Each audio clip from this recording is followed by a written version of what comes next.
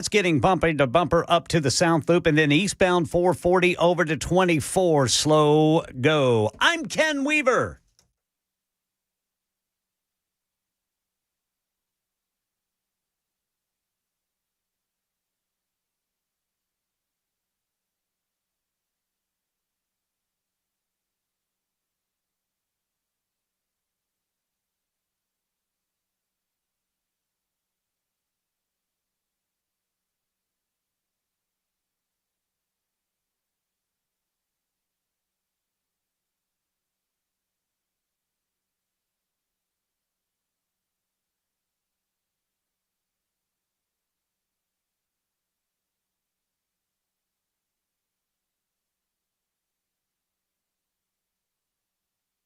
Hello, friends. It's the Matt Murphy Radio Show back in studio after a day out and about for the Toy Field out at Nissan Stadium. Had a great time yesterday. I hope you had good times listening to all of the shows, starting with Dan Mandis and Nashville's Morning News. Chris Hand, Chad Benson, and yours truly. But we are back in the house, in the studio, in the friendly confines here at the dead end of Music Road, and we appreciate you being a part of the show today on this Wednesday, December 10, 2025. It's episode 940 of our gathering together today, and we've got lots to get into. We'll have the mayor of Murray County on the show with us a little bit later on, Sheila Butt, to talk about some local issues involving Columbia water and Middle Tennessee water. That is coming up at 4:05 this afternoon. We've got a couple of other guests on tap for you. A lot of different subject matters on tap as well, but nothing, I say nothing, is more important than what we have on the Murphy Show hotline right now. Dan Mandis of Nashville's Morning News is on the hotline. You got something for him? You got like a little horn, little intro, I feel like there needs to be something that rises to the occasion that is the opening of In-N-Out Burger. There you go. That's good enough for me. Dan Mandis joins us on the show to talk about the glory that is In-N-Out. Hey, Dan. Hey, man. How are you? I am great. Is your belly full? Boy, it is. All right, so let me everybody's got the same questions, so I'm going to answer them very quickly. All right. From door to burger, 90 minutes. Uh-huh. Wasn't bad. And the hamburgers and the fries and the shakes, they do taste exactly like L.A. So I was not disappointed in the least. And can I just say... Exactly like L.A., huh? Exactly like Los Angeles, yes. They were very good. That doesn't really sell it, Dan. Exactly. Well, listen, I've had In-N-Out in L.A. Uh-huh. I've had In-N-Out in Las Vegas and in Phoenix, of course, as well. And it all tastes the same. In other words, the quality is the same no matter the state because, I see. As you'll recall, they were worried going this far east that the quality might suffer. No quality suffering whatsoever. It was outstanding. I got confused because when you initially said it tastes exactly like L.A., I assumed that meant that it tasted like homelessness and socialism. But you're saying... You're saying it doesn't taste like it tastes like the In-N-Out burger. Okay, it tases the same. I got it now. It tasted like yes, got it. Yes, Matt. Thanks for keeping up. Yeah, I'm trying. I'm doing my best. Yeah. Are you sure? How many shows have you done now? 940 on this radio station, Dan. 940. Do you think by the time you get to 1,000, it'll actually be good? Maybe. I'm working up to it. It's a slow work. I'm working slow at it. Yeah. I know you kid. I know. So here's the deal. 90 minutes door to burger. Yeah. You're glad you went the first day? You know what? Yeah. And Amy kind of, kicking and screaming I went because I wasn't really going to go the first day. But she said, no, we're going to go. You've been complaining about this for years. True. So now you have to go. So I went. And can I also just say that in talking to the folks at In-N-Out, I don't know if you've heard the stories, but they've moved people out here from other states. And so we're talking to a guy who moved here from Arizona, Gilbert, Arizona. And he was, happy as anything to be in, he lives in Murfreesboro is where he's living, and he is very happy to be there. Did you tell him not to Arizona or Tennessee? Did you tell him? No, I didn't. Because you know what? I could tell that he would not be Arizoning or Tennessee. I could tell that he was happy to be here. And everybody was all smiles. And the thing that I noticed was that everybody was so chill. Everybody was just you had a massive restaurant full of people. I mean, I'm reasonably certain they may have been violating a fire code. I'm not sure, but everybody was fine waiting an hour and a half for a hamburger and fries and a shake. And it was, and again, did not disappoint. As a matter of fact, Matt, if you like, I did get some stickers, and I can leave one for you. Really? That's very nice. I'd love a sticker. I'd love a sticker, Dan. Thank you for the sticker. You got an extra burger or maybe some fries? No? No. You didn't think about that. But a sticker. Yeah. Yummy good. sticker. Yay. Got you a sticker, man. Well, that's nice of you, Dan. Thank you. Sure. That's great. Listen, you and I mean, we have a mandate planned. We're going to go and you and I are going to go to In-N-Out at some point, and you'll try your first In-N-Out, you said, with me. Yes, I did say that, but I did ask that we not call it a mandate, if that's at all possible. Could we call it something else? What about a mandis? A mandis? We'll call it a mandis state. A mandis state. Yeah. Listen, whatever you want to call it, as long as it's In-N-Out, I'm there. So the menu, very simple, right? That's one of the concepts behind In-N-Out is that it's really plain. They don't do anything too fancy. It's just hamburgers, cheeseburgers, fries, shakes. Yeah, and animal. So I've never had animal style. So the animal style fries, it had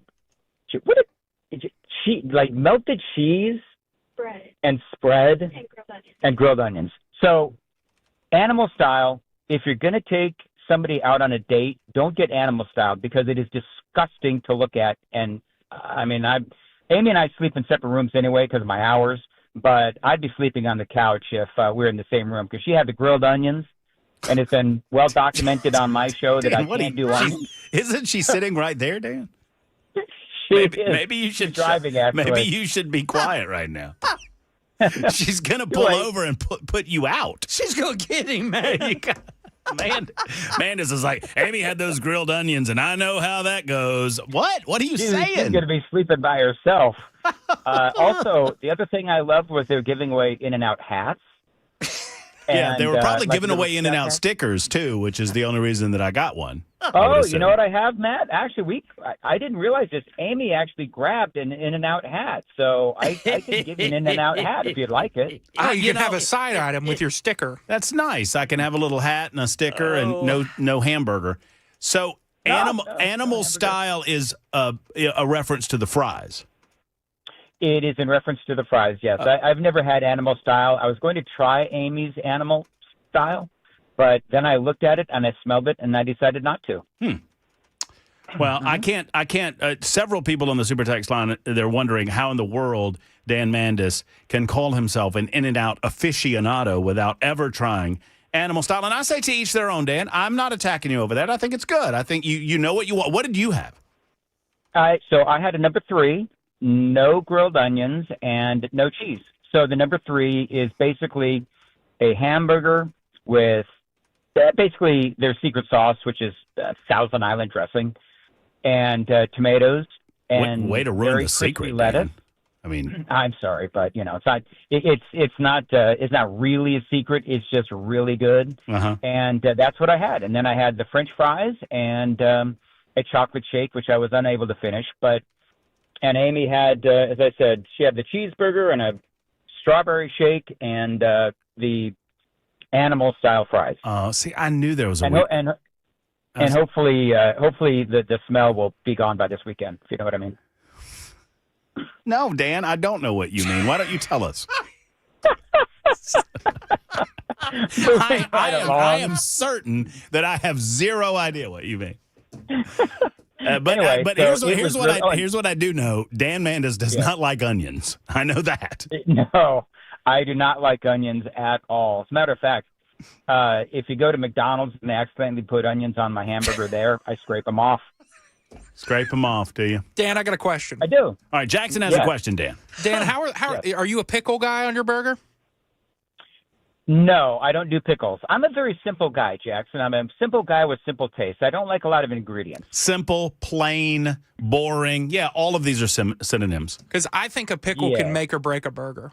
I agree with you, Jackson. I think if they cheap out on the pickles, you're in for a worse burger experience. Do you know what? I never have hamburger. I never have pickles at In-N-Out. They must have pickles, though. Do they have pickles? Yeah, Amy says yes, they have pickles. Okay. So I'm not a pickle guy, but they do have pickles, and I'm sure that they're good. But I've gotten the same, like since I was probably 5 years old, I've been getting the same order since I was 5. Why does that not surprise me? Why does that not surprise me? You know what? It shouldn't surprise you. I'll tell you what. I find something good and I stick with it. A man of simple pleasures, a man of simple taste. That's why we love you on Nashville's Morning News. And I love the fact that you were willing to call us and let us know how this deliciousness at In-N-Out. Look, I'm not a hater. I know there's a developing minority of haters that are listening on Super Talk 99.7 WTN because they feel like we've been talking about this way too much. And I blame you, Dan. I blame you. You know what? I got really discouraged this morning when I was doing my radio broadcast because people were throwing hate my way just for mentioning In-N-Out. And I may have played the jingle about 15 times. Yeah. I mean, were you warm at least? Yeah. Do you know what was amazing, Matt? And I know that you'll be able to. I know Jackson will appreciate this. You know those warmers that they have, like on the big stand, kind of a thing. Yeah. Like we saw yesterday at Toy Field. Yeah. The Toy Field. They had the same warmers at In-N-Out, except in In-N-Out they actually worked. Did they have hot water available for your coat throat?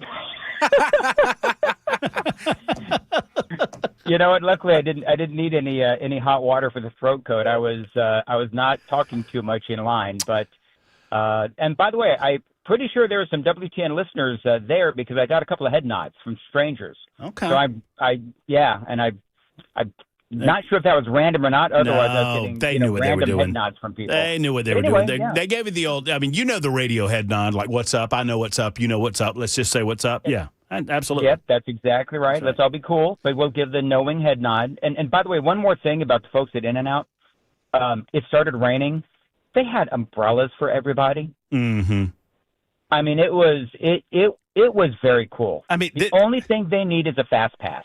I mean, once again, I'm trying to be Switzerland, but the way that you talk about In-N-Out is very, very cultish. Oh, stop it. No. It's like the Chick-fil-A burgers. That's what it is. You sound like, remember the episode of Seinfeld where George Costanza's boss became one of the cleaners at the cleaning company?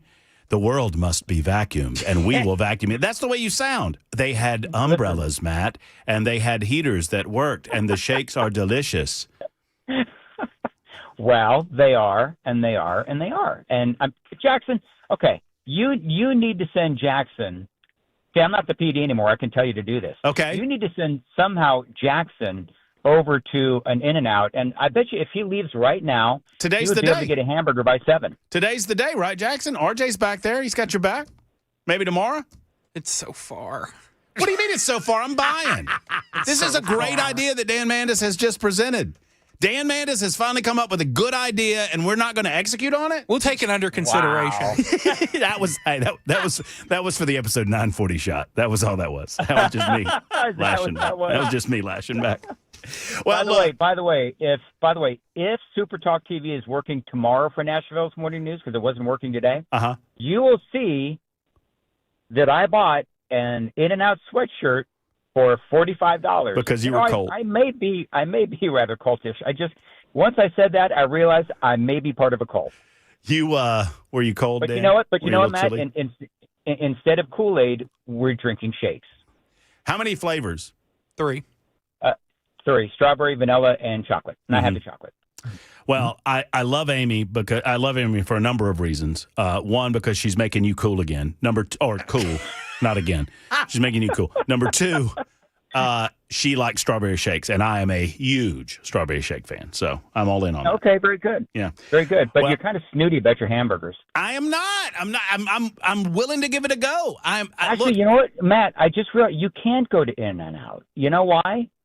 Because everything, you have to drink it with a straw, and you don't drink things with a straw. I don't. Remember the last time I was on the air with you and you said that? I don't drink things on. Yeah, I don't do straws. But see, this is the thing that I'm talking about. See, I'm open to In-N-Out, but you In-N-Out cultists because I'm not all in, I'm not 100%. You're like one of these purity people. Like, if you're not all in, then you're against us. Do you know what I said to Amy? Do you know what I said to Amy after my second bite of my In-N-Out hamburger? I did confirm that I said this. I said, I think Murphy might be kind of snooty. I'm not snooty. She's laughing because she knows it's true. I'm not snooty. You are. You're a snooty food person. You're a snooty foodie. That's what you are. A snooty foodie. Yes, oh my Lord! This is a cult. They put something in these burgers. Dan Mandis with the sass. Good gracious! Oh, man. All right. Well, anyway, it was really good, and you and I will have a Dan Mandis date at some point. Well, 100%. And I'm glad you got a toy with your meal. Yes, and a $45 sweatshirt. And a $45 sweatshirt, which you will wear tomorrow. Is that right? Absolutely. Okay. Check me out on Super Talk TV if it's working. I'll be wearing my sweatshirt. All right. In-N-Out Burger owes us a lot of money for this 15-minute commercial. Okay, Dan, thank you for calling us. All right, see you later. There's Dan Mandis with Amy Mandis, and he's with Nashville's Morning News, and then there you go. All right, we're going to do that in a second.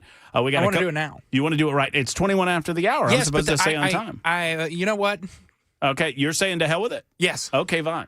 So you've got an announcement to make in there? I do. Okay. RJ, will you hand me what is to your right? Y'all, I hope you're watching on Talk Television. This is a big one. This is a big deal. Hey, Weaver, you looking at this? Son of a biscuity. Look at that thing. You know what that is, Ken Weaver? That looks like a trophy. That is a huge trophy that you can see on Super Talk TV, on a variety of platforms, YouTube, Facebook, Twitter, Twitch, and Rumble. Jackson, you have an announcement with said trophy? I have lots of things. This is from Dr. Mitch. Dr. Mitchell, Dr. Ashley over there at the Nashville Wellness Institute. Yes, sir. This is a letter addressed to me, so Matt, be quiet. Okay, I'll shut up. Jackson, every champion needs a trophy to display his greatness and achievements. We all know this. So let's start with you. Whoa. This means you are the first emperor, first pharaoh, the king of sports knowledge, first of his name, House of Williams, and first ever Nincompoops champion. What? That's a Nincompoop champion trophy? We appreciate all you guys at Radioland, and thank you, Jackson, for making us all laugh while commuting. This is the rules of the Nincompoop rotating trophy as established by your king. Whoever has the most wins for the Nincompoop Stories of the Week will hold the trophy for the following week or until overthrown. Of course, Feels Like Matt Murphy Show must approve this and stamp his official seal of approval for weekly winners. If he cancels this weekly trophy for any reason, I can take it home and sit it on my desk for my permanent glory and reflection of what could have been. From Dr. Mitchell and Wellness Institute of Nashville. Wow. So we now have an official Nincompoops in the news. Look at this thing. This thing is awesome. Thank you so much. And there's a king's crown on it. There's a crown on it. Take that crown off that. All right, so set the trophy down and take that. See what you can do about getting that crown off and see if that crown fits on that big old head of yours, Jackson. Way to go, Dr. Mitch. What about Dr. Mitch? Oh, man, look at that. Look at that. Look at that. Play that trumpet, Brother Jackson. Yeah, one more time. There we go. Heavy is the head that wears the crown, Jack. This crown has some heft to it. This is not your dollar store crown. This isn't even a Party City crown. This is a real crown. That's a real deal crown. That is. Yes. That's got real fake gems in it. I've got a lot of power right now. You do? Yeah, you do.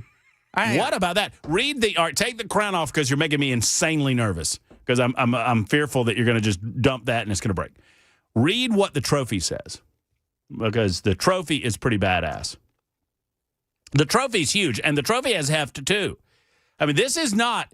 Dr. Mitchell does everything in a classy fashion at the Wellness Institute of Nashville. This is not some slip-shot operation. He has put this together for us. The trophy reads, Nincompoops Best Storyteller Champion.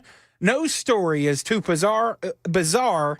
Ultimate Weekly Championship Nincompoops. Love that. I love this. I'm actually going to have to put effort into Nincompoops in the news now because I want to win that trophy. I want some of that trophy in my life. Hold that up to everyone. I'm going to steal it. No, you're not stealing it. I mean, the power. You and Ken are going to win it every week. Y'all are going to trade it back and forth weekly. That's what happens there because nobody votes for me because nobody likes me. You won yesterday or the day before. I did win the day before. Well, that fellow who says he got picked up by the flying saucers. That's true. Yeah, no, that was yesterday. That was yesterday I won. That was out at Toy Oh, Field. I get to go first. Wait, so am I? No, it's the weekly. Oh. Oh, yeah. You got to we got to vote, count them all up for the week. Mm-hmm. That means that we actually have to start officially keeping score. Yes, because there's no more This is forgetting. so nice. It's so nice. I feel like this formalizes the event. That's pretty cool. That's a good looking trophy. Thank you to Dr. Mitchell. Thank you to everyone at the Wellness Institute of Nashville. We appreciate them for everything they do for our health and our pain. But that's pretty darn cool. I love that. You could drink beer out of that thing, I think, Jackson. You could. I mean, if you wanted to. Yeah. It wouldn't be very much beer, but you could say you had beer out of a trophy.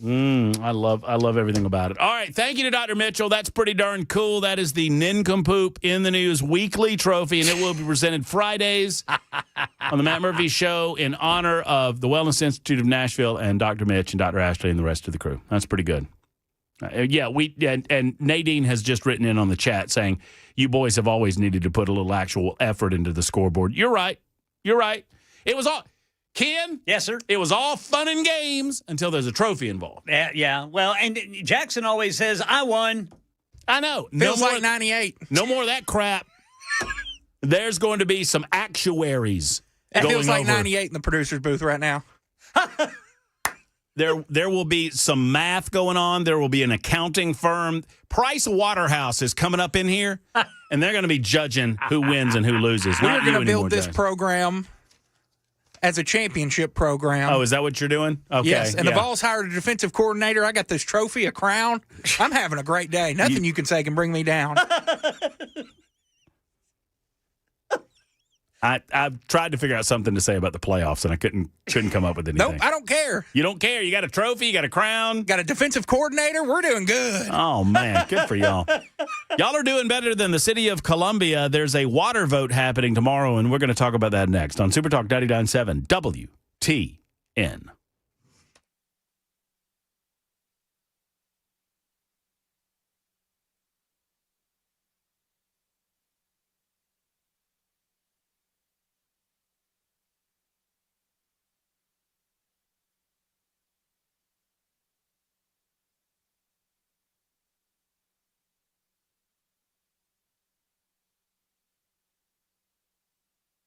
Hey, friends, it's Matt Murphy. Alpha and Omega is not new to the computer consultation industry. As a matter of fact, they've been around for over a quarter century. Since 1998, they've been helping people like you in the business community. They help you with fast, local help service.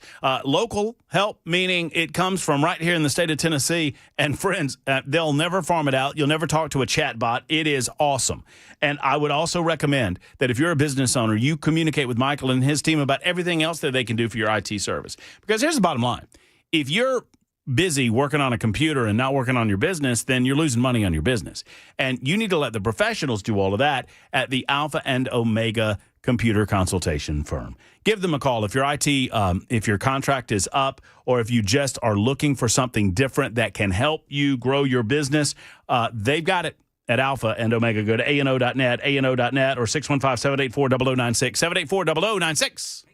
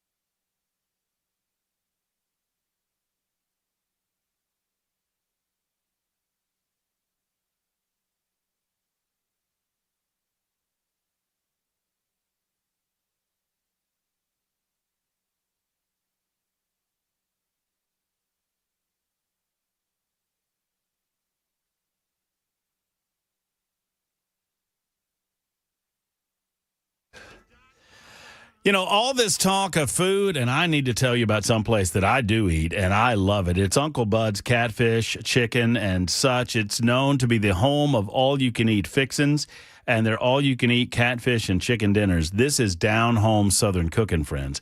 Weekly specials, all-you-can-eat catfish on Thursday nights, and Sundays, all-you-can-eat chicken. All meals come with their famous all-you-can-eat fixins. If you've got kids, Uncle Bud's is the perfect place for a family meal. Kids 6 and under, first and foremost, eat for just $2.95. Bigger kids under 12, $5.95. All kids, all meals that I should say, come with a drink. And of course, the most important thing, an ice cream treat. Join the Uncle Bud's loyalty program to get discounts, coupons, and so much more. Go to unclebuds.com, unclebuds.com. Earn double rewards for curbside pickup. Uncle Bud's, Catfish, and such. They are known nationwide. Well, they're known nationwide. If you eat there, you know them. Uncle Bud's. I absolutely love this place. Go by, see them, and tell them that Matt Murphy sent you to Uncle Bud's.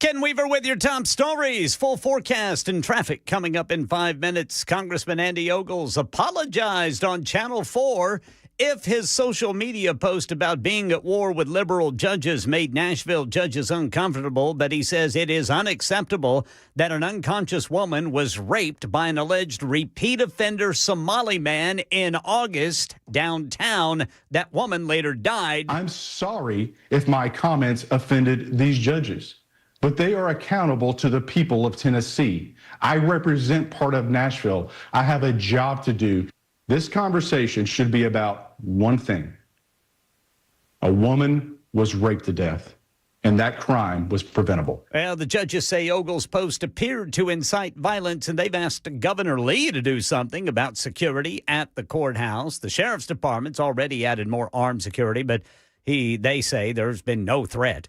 The Federal Reserve has voted to lower interest rates by 1/4 percentage point. The vote cast today at the last meeting of the year. Members of the Fed divided on whether to do so.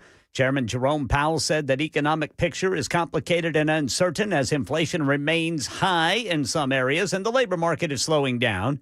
Some people traveling to the U.S. are now going to have to hand over a lot more than just their passport, says ABC's Mike Dubusky. Visitors from countries including the UK, Japan, and Germany will now have to submit 5 years' worth of social media history as part of their application to the Visa Waiver Program. The Department of Homeland Security is updating that program, which allows people to stay in the U.S. without a visa for up to 2 years. In addition, applicants have to upload a selfie and register their passport. That's the latest news. Traffic and weather next. I'm Ken Weaver, WTN News.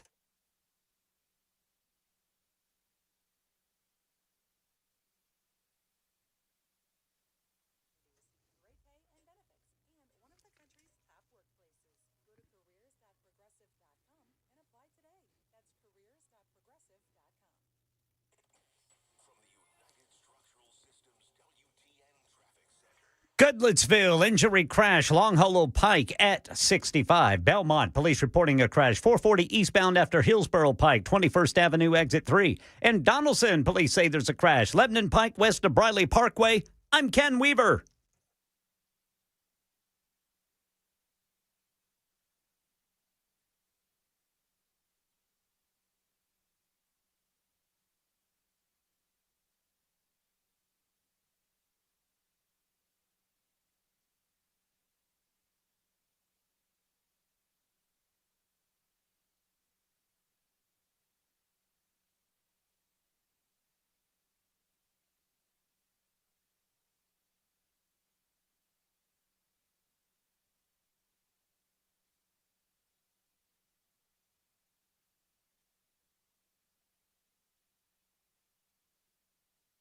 Saturday, Sunday's even colder. We wake up in the 20s, stay in the 30s, and Sunday night to Monday morning will drop down to the teens across the I have known for some time that Accurate Mortgage is great at what they do. I've seen them in action helping people like Tina in Donaldson, who was able to save over $600 per month by using an Accurate Mortgage cash-out refi to pay off several high-interest credit cards.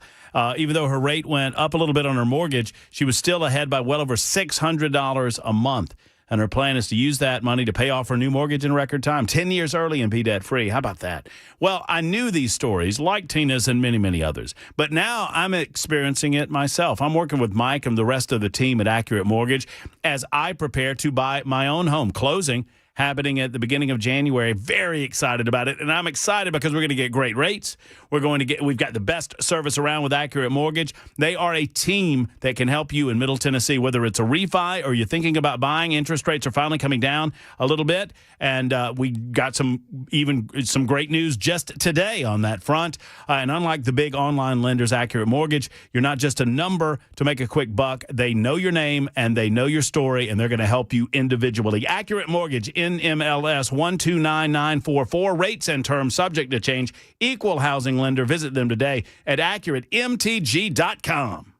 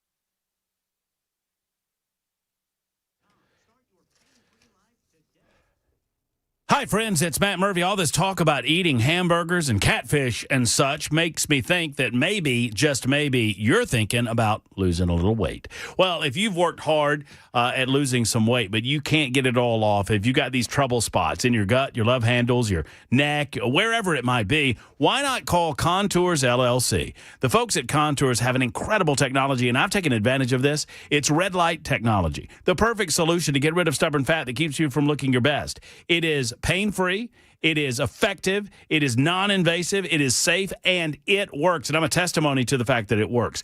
And for just $99, you can try their Belly Buster special and then buy the Murph. That is a package of treatments where you get maintenance for January, February, and March at 20% off their normal price. Call Contours LLC today at 615-236-9960, 236-9960, or find them online at ContoursLLC.com. That's ContoursLLC.com.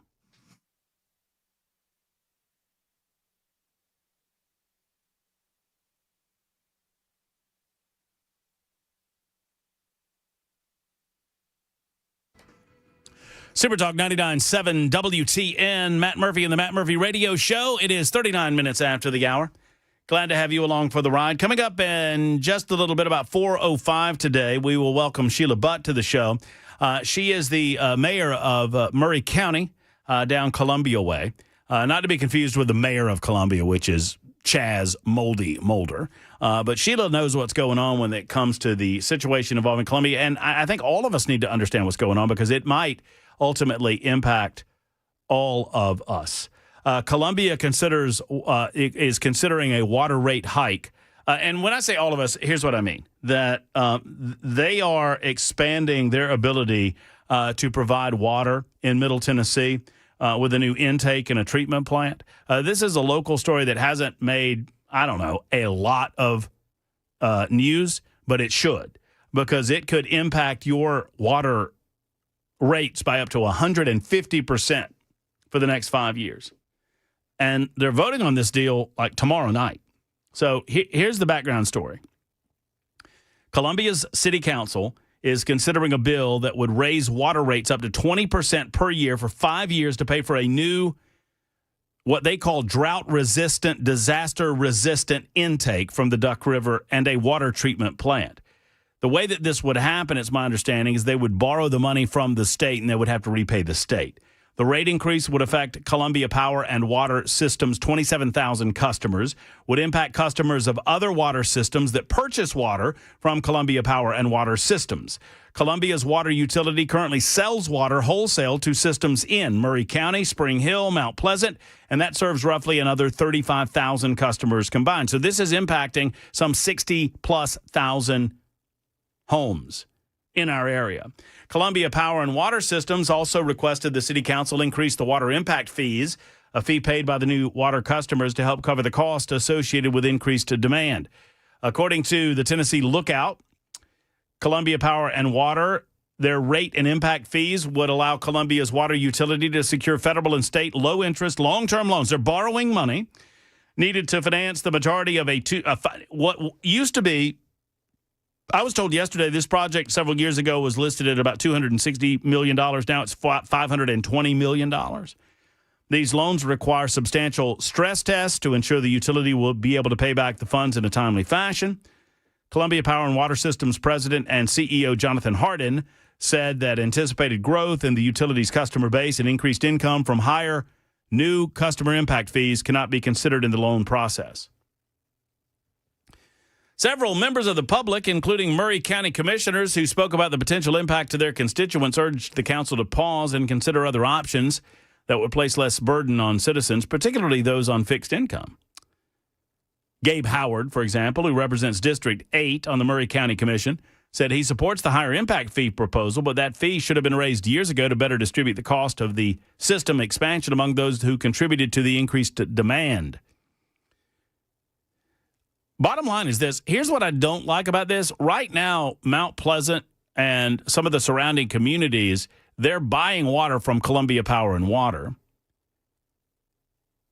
And those that use the water in Mount Pleasant and in Spring Hill and in unincorporated Murray County will see their rates increase, but they don't really have any say in any of this, right?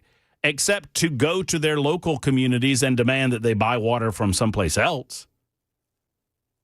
I've not been, and I could be, I'm trying to be neutral on this until I learn a little more about it, and maybe Sheila Butt has some information for us, but I'm not entirely convinced that this demand merits the expenditure of $520 million additional dollars to create an intake in another treatment plant so Columbia Power and Water can have somewhat of a monopoly.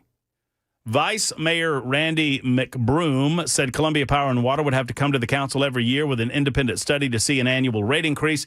The council reviewed the proposal during a study session ahead of the bill's first consideration December 10th. That is today. Public hearings would be scheduled for January 8th, 2026. So we'll talk with the Murray County mayor in just a little bit about this subject, but it is of local interest to the people in this region, in the Middle Tennessee region, but it will impact residually because I promise you, water rates start going up and other water rates will start going up, and it will ultimately impact a lot of us in our community. Columbia Power and Water System draws its and I'm trying to do my background as we talk about this because I'm learning as we go. Columbia Power and Water System draws its water supply from the Duck River. We've long talked about the Duck River. We talked about the Duck River with Jamie Gilliam with the Columbia Dam Now project. Droughts and increasing demand for larger water withdrawal have put additional stress on the river. Governor Bill Lee issued an executive order last November, creating an advisory group tasked with identifying ways to protect the river while addressing water needs. The group issued its first recommendation last month, including a feasibility study for a pipeline to the Tennessee River as well as raising the level of the reservoir created by Normandy Dam to collect more water during the wet season. Plans for the new intake site and treatment plant have been underway for a decade. Tennessee Valley Authority first issued a report on the need for downstream intake to meet the region's growing water needs in 2001. The Duck River echoed the finding in 2011. Look, I try to be open-minded. I'm not so narrow-minded to suggest that this might not be necessary. But I just wonder why it is that this is the first. Maybe this isn't the first that y'all are hearing about this project. It's kind of the first that I'm hearing about the project this week.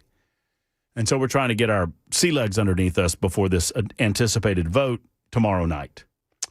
615-737-9986. Gordon has a thought on this. Gordon, thank you for your call. How are you, sir? I'm doing well. Yeah, the figures you're throwing out there, 520 million divided by 60,000 customers. I think I got those numbers right. Do I? I'm sorry. Say it again, Gordon. They're proposing to borrow $520 million. Right. Spread across 60,000 customers, if my numbers are correct that you said. Yeah, roughly, yes. That comes out to $9,000 per customer. What are we building here? A gold-plated water plant? Come on, man, $9,000 per customer? Does that seem right to y'all? I mean, it's a lot of money. I mean, they have to do a new treatment plant. That's going to cost money. I mean, I'm not justifying the cost. I'm just trying to understand it like you, Gordon. Yeah, $9,000. I mean, come on, man. That's like this 9 years water bill, approximately, isn't it? How much is an average water bill down in Colombia for a month? You know, I don't know. That's one of the questions. I'm going to ask Sheila Butt this question about the amount that's currently, the average amount that's currently being charged to customers of Columbia Power and Water, and how they expect that to go up year to year. Yep. If my math is correct, they're talking $9,000 per customer for this plant. That seems crazy to me. No, it's a lot of money. It's a lot of money. But, these things cost. I mean, once again, I'm not justifying the cost, Gordon, but sadly, there was a time I remember. I don't remember when this really was, but it kind of goes to your point, Gordon, that there was a time when I thought $1 million was a lot of money. And at some point in the last 15 or so years, $1 million became $1 billion. You know what I mean? Yep. Well, go to any customer down there in that water district and say, hey, we're going to build you a better water plant, give you better water. But first thing you got to do is give us $9,000 up front, and then we're going to charge you for your water on top of that. Yeah, I don't think that's going to work. I don't think that's going to work very well. Well, no. Gordon, I like you. I'm very confused. It's one of the reasons I'm trying to draw some attention on this matter. I think it's a very important local matter. And we don't talk about local issues, frankly, as much as we perhaps should. We get caught up in some of the national news, and there's a lot of national news going on, too, and we're going to catch you up with that as well as we move forward today. James is next up. James, what's on your mind? Well, I'm very familiar with a lot of the processes you're talking about and the funding. Just to give you an idea, I did work for the state for a time, and I do know the city of Memphis is going to require $1 billion worth of infrastructure over the next 20 years. So, these numbers you're throwing out there, especially with what they're trying to do, are, while not insignificant, these are loans that are paid over 30 years at very low interest rates. That's probably going to be run through the SRF program. I lost you just it's going to be run through the what? State revolving fund program. So right. There's sometimes principal forgiveness in these programs, depending on whom you're serving. So, yes, these numbers are quite large, but they're typically paid over 30 years. The other thing I'd want to discuss is the growth that's in that area. And Middle Tennessee has been under a tremendous amount of pressure to develop water resources, and these areas have really outbuilt what they can provide. There really needs to be a change in the psychology of things like irrigation and water reuse so that we can make sure we're utilizing this resource instead of just, throwing it out into the sewer. So you're suggesting that we don't have enough water to meet the demand that we currently need? The infrastructure is not there, but this water is going to be your most precious resource in the next 20 years because of the growth. And a lot of these streams and rivers, some of them, like the little Harpeth, are almost at capacity for your withdrawal so that you don't adversely affect, fishing, recreation, and other wildlife. I don't pretend that I have the knowledge that you do, James, on some of these things, so I'm not going to suggest to that. But I would say that I've been doing this job for like 25 years, and 25 years ago, I remember people telling me that we were going to run out of water in 25 years. Sorry. I mean, you know what I mean? I agree, but I will tell you this. I worked for Spring Hill for a period of time and was there when we had to tell people they couldn't irrigate because we couldn't keep enough potable water in the water tanks to prevent fires. Yeah. So we have to start rethinking a little bit about how we use this resource. I'm not saying stop, but we got to become better stewards. Well, I don't disagree with you there, James, that we obviously need to protect that which God has given us on his green earth. I would obviously agree with you there. And if there are better ways to I'm not against any of that. Like, some people just automatically in a reflex way they're against recycling. Why would you be against recycling? I mean, recycling just seems to be a no-brainer. If you can take aluminum that you used for something or another and then repurpose it and use it again and do so in the free market in a way that the free market dictates how these things work, I'm all about it. I'm all about it. I mean, that's common sense to me. If we can reuse wood, if we can, whatever it might be, it just makes sense that we would do good on God's green earth reusing those materials that take so long to build. So if water is one of those things where we can better utilize draining and better utilize runoff, and I don't pretend to understand the engineering behind it, but if you can recycle that and repurpose it and use it again for other purposes, I'm all about it. I'm listening. But I don't like the idea of individuals being charged 150% more on their water bills without having some sort of voting say in the matter, which feels like what is about to happen in Colombia and the surrounding communities. It's 53 after the hour on Super Talk 99.7 WTN.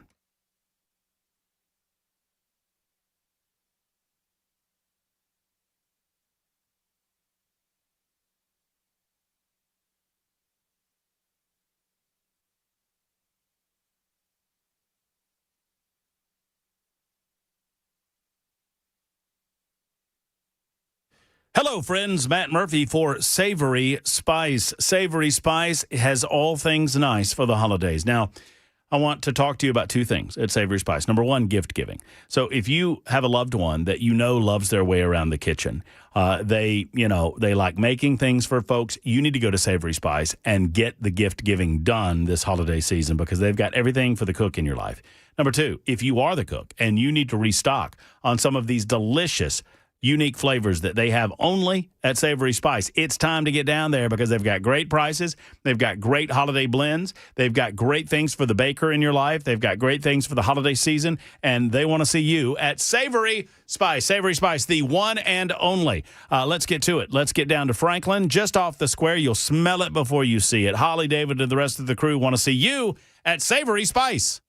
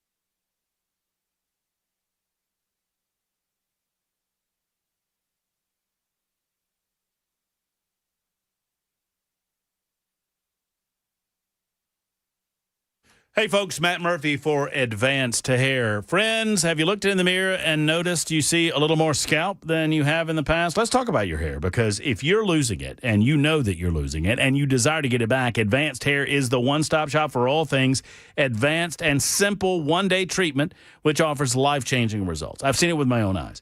Guys, this is not magic, but it's close to it. They put hair where you need it most, and it grows. Bam! It's science. Advanced Hair has it all. Top-rated doctors, modern technology, and best of all, you get to keep your own natural hair, and it begins regrowing the very next day. You heard me correctly. They guarantee it. They guarantee it. So schedule your free consultation now, 629-348-HAIR, 629-348-HAIR, and if you qualify, you get $250 off and 250 free hair grafts from Advanced Hair. They've changed tens of thousands of lives. They can change yours. Go to advancedhair.com. That's advancedhair.com.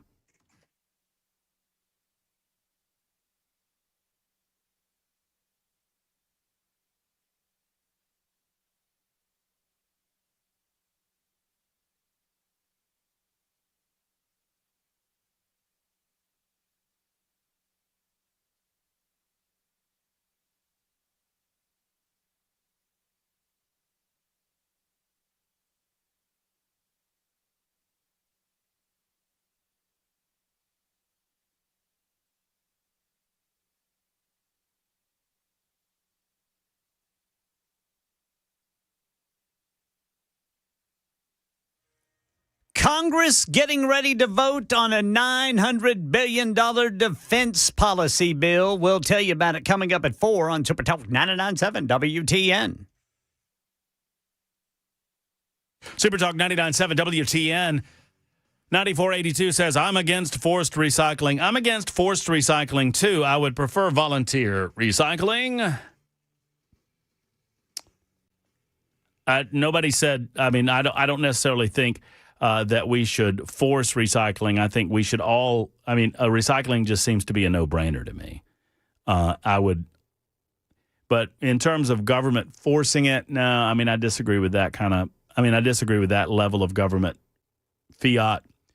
But, why wouldn't we want to recycle? If you convince me that we can recycle plastics and those things do not go into the, we either do that or you bury it and it just sits there for a gajillion years or whatever it is. That's fine too. I know people don't seem to care, but I do. I like to keep our backyard clean. I'm not an environmentalist do-gooder. I just like to keep the backyard clean. And, we have a tendency of trashing our backyard up. I think if we thought more about it, we would do more to, do the things to recycle the incredible, wonderful things that God has placed on earth for us, mankind. I think Jason's on the line on the water issue. We got Sheila Butt coming on the line on the water issue. We got Mike and Martin and Maurice. We'll get to all of you coming up in a moment. 1 hour down, 3 to go. It is the Matt Murphy Radio Show. You're listening to Super Talk 99.7 WTN. Thank you.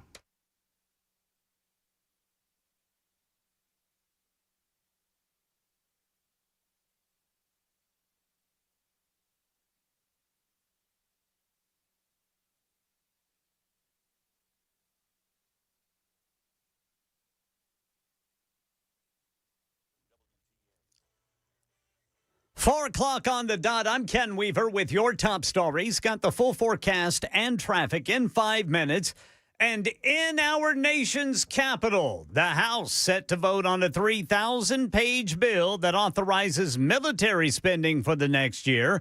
ABC News national correspondent Stephen Portnoy has more. The massive defense policy bill authorizes $900 billion in Pentagon spending. It funds a new U.S. missile defense shield, as well as next-generation fighter jets and stealth bombers. The bill also contains a provision pulling back 25% of Secretary Pete Hegseth's travel budget if the Pentagon doesn't provide key committees with unedited video of strikes on suspected drug traffickers. NTSB Chair Jennifer Homendy blasted Congress. She says they didn't include military helicopters to broadcast their position, which she says would have prevented the D.C. mid-air crash in January. This section, to the lay reader, is drafted to seemingly enhance safety. I want to be very clear that it does not in any way enhance safety. Federal Reserve cut interest rates today by a quarter point to a range of 3.5% to 3.75%. Fed Chair Jerome Powell during the announcement. Conditions in the labor market appear to be gradually cooling, and inflation remains somewhat elevated. This is the third interest rate cut this year. There may only be one next year. And if you bought apps or subscriptions on Google Play between 2016 and 2023, you could get money from Google's $700 million settlement. Most payouts are automatic through PayPal or Venmo, starting at $2, but heavy spenders could see $10, $20, even more, depending on their purchases. You should watch for notifications tied to your Google account, and if you don't get paid, a supplemental claims process is said to be open soon. Here in Nashville, a woman is suing Tennessee after being fired over a Facebook post criticizing conservative activist Charlie Kirk. She said Kirk was a white supremacist. Monica Meeks, a longtime state employee and Army veteran, says her off-duty comment was protected free speech. The Department of Commerce and Insurance claims her post brought the agency into disrepute. Meeks is asking for reinstatement and damages in the federal lawsuit. And shopping app Instacart coming under fire for changing the price of the goods people buy, even if they're shopping for the same items in the same place.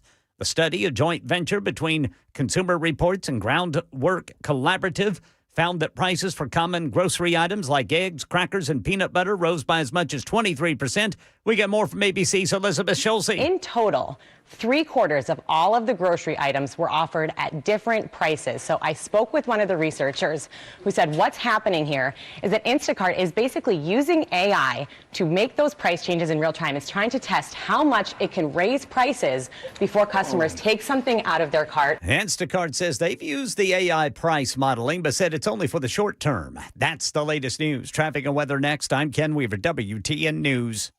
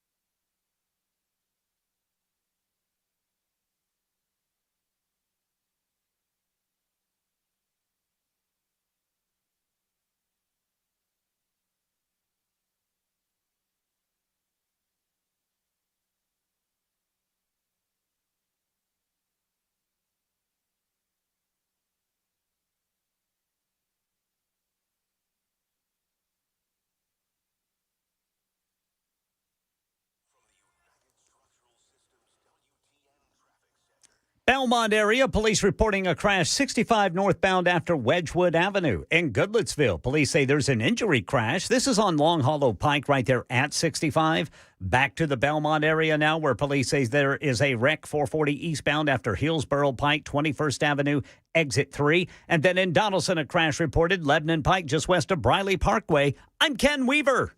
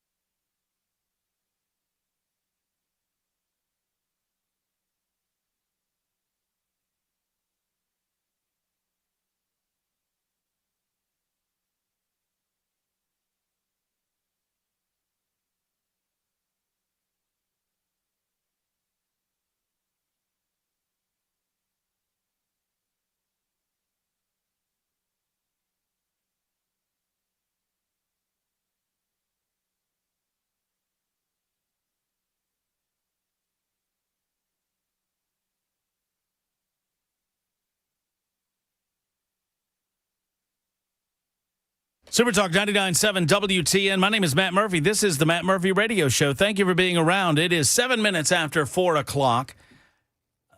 A couple of you hit me up. I was kind of catching up on the super text line, catching up on some of your messages on the YouTube chat as well. You can find us on a lot of different places. You can find us on Spotify, iHeart, TuneIn. Those are 3 apps where we are.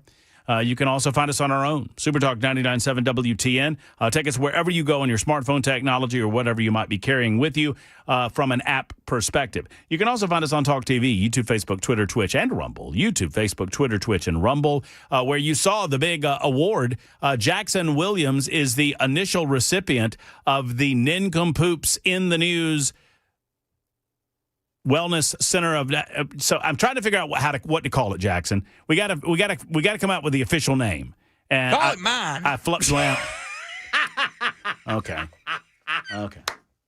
It is the Dr. Mitchell and Dr. Ashley of the Wellness Institute of Nashville has given us an official Nincompoops trophy. Yes, to be awarded weekly to the individual that wins the most Nincompoops in the news stories on a given week. And it's nice. It's fine. We need to establish some rules in the 5 o'clock hour, by the way, and I've already thought of a few. You'll have to pry it from my cold, dead hands. Like Charlton Heston and his gun, his musket. You'll have to pry the trophy from Jackson's cold, dead fingers. You know, Jackson, that can be arranged. I'd like to see you try, old man. That'd be a fair fight. You're young, but I'm wily. I'll hit you with this thing. It's got some heft to it. It does have some weight to it. Got a big old cup at the top. Oh man, and a crown that you could toss that crown like a throwing star, buddy. Anyway, so if you missed the first hour of the show, you missed some of that. If you missed the first hour of the show, you also missed us talking about Columbia water. And to help figure all of this out for us, we have invited on the show Sheila Butt. She is the mayor of Murray County. She's a fine mayor, and to listen to any man, woman, or child that lives in Murray County, they absolutely love their county mayor, and it is a pleasure to have her on the show. Hey, Sheila, how are you? Well, thank you, Matt. That's such a nice thing to say. I'm very well and happy to talk with you about this today. Hey, can I tell you something real quick before we get on the subject of water? Sure. You're about to gain a new constituent at the beginning of the year. Do you know that a little bird has told me that? I'm excited about it. And I can see why you might be interested in what's happening here. Yes, so I'll tell you the story, Sheila. Last night, I'm trying to relate this story to Erica, my better half, and she's like, "Wait a minute, we're not moving there if the water rates are going up 100." I said, "Calm down. We're going to get all of this figured out." So give us kind of try to help us understand how all of this has been going. And I feel like this is an issue that didn't pop up just yesterday. It's been coming for a while. Oh, it's been coming for quite a while. Shortly after I was elected in 22, I had all of the water entities come into my office, which would be Murray County Water, Columbia Power and Water, the municipality of Spring Hill and Mount Pleasant, and the city of Columbia, and tried to get, with this exponential growth, we are going to need more water. There's just no question about that. And so we have to figure out how to get that to everyone fairly and at an equal cost for everybody. So I had everyone come into my office. I will say that the city mayor, who had been the city mayor for 6 years, made a comment in that meeting that I've been a mayor for 6 years of this city, and I've never had all the water entities together. Mm-hmm. So water is something that, and this is probably not true just in Murray County, water is competitive.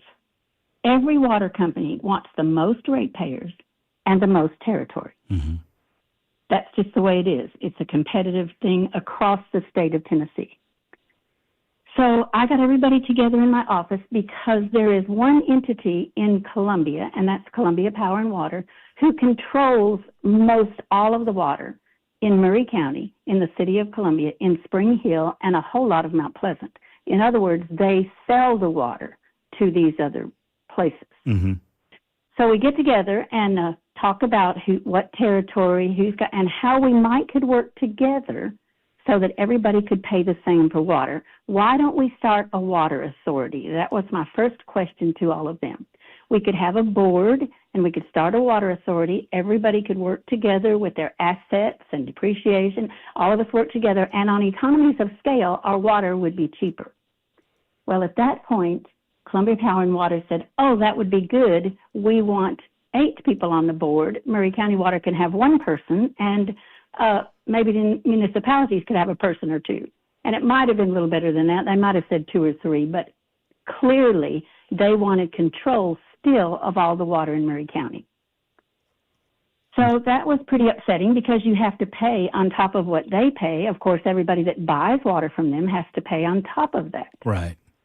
So at that point, I did go and visit the governor and said, you know, in my opinion, water in the state of Tennessee belongs to all of the residents in the state of Tennessee, and everybody should be treated fairly with the water in the state of Tennessee, and he agreed with that.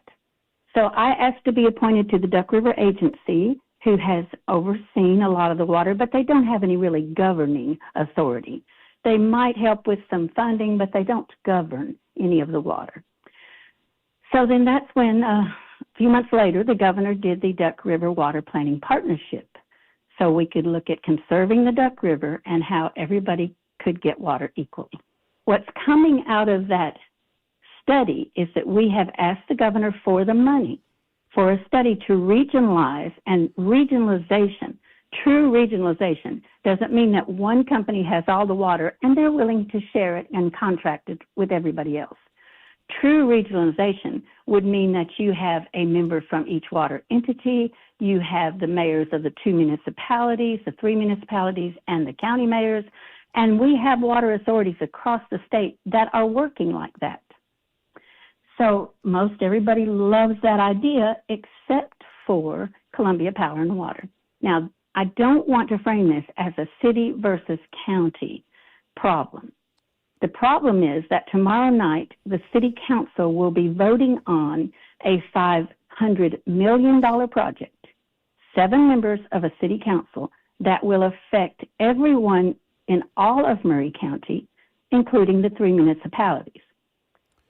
Right, So and should not interrupt your thought there, but and so if I were, for example, just, you know, to use a hypothetical, Sheila, if I were a resident of Mount Pleasant, Tennessee, I have no say whatsoever in any of this. It seems. Don't. Nor do the people of Spring Hill who need water, and they have contracted with Columbia Power and Water because they have to have water.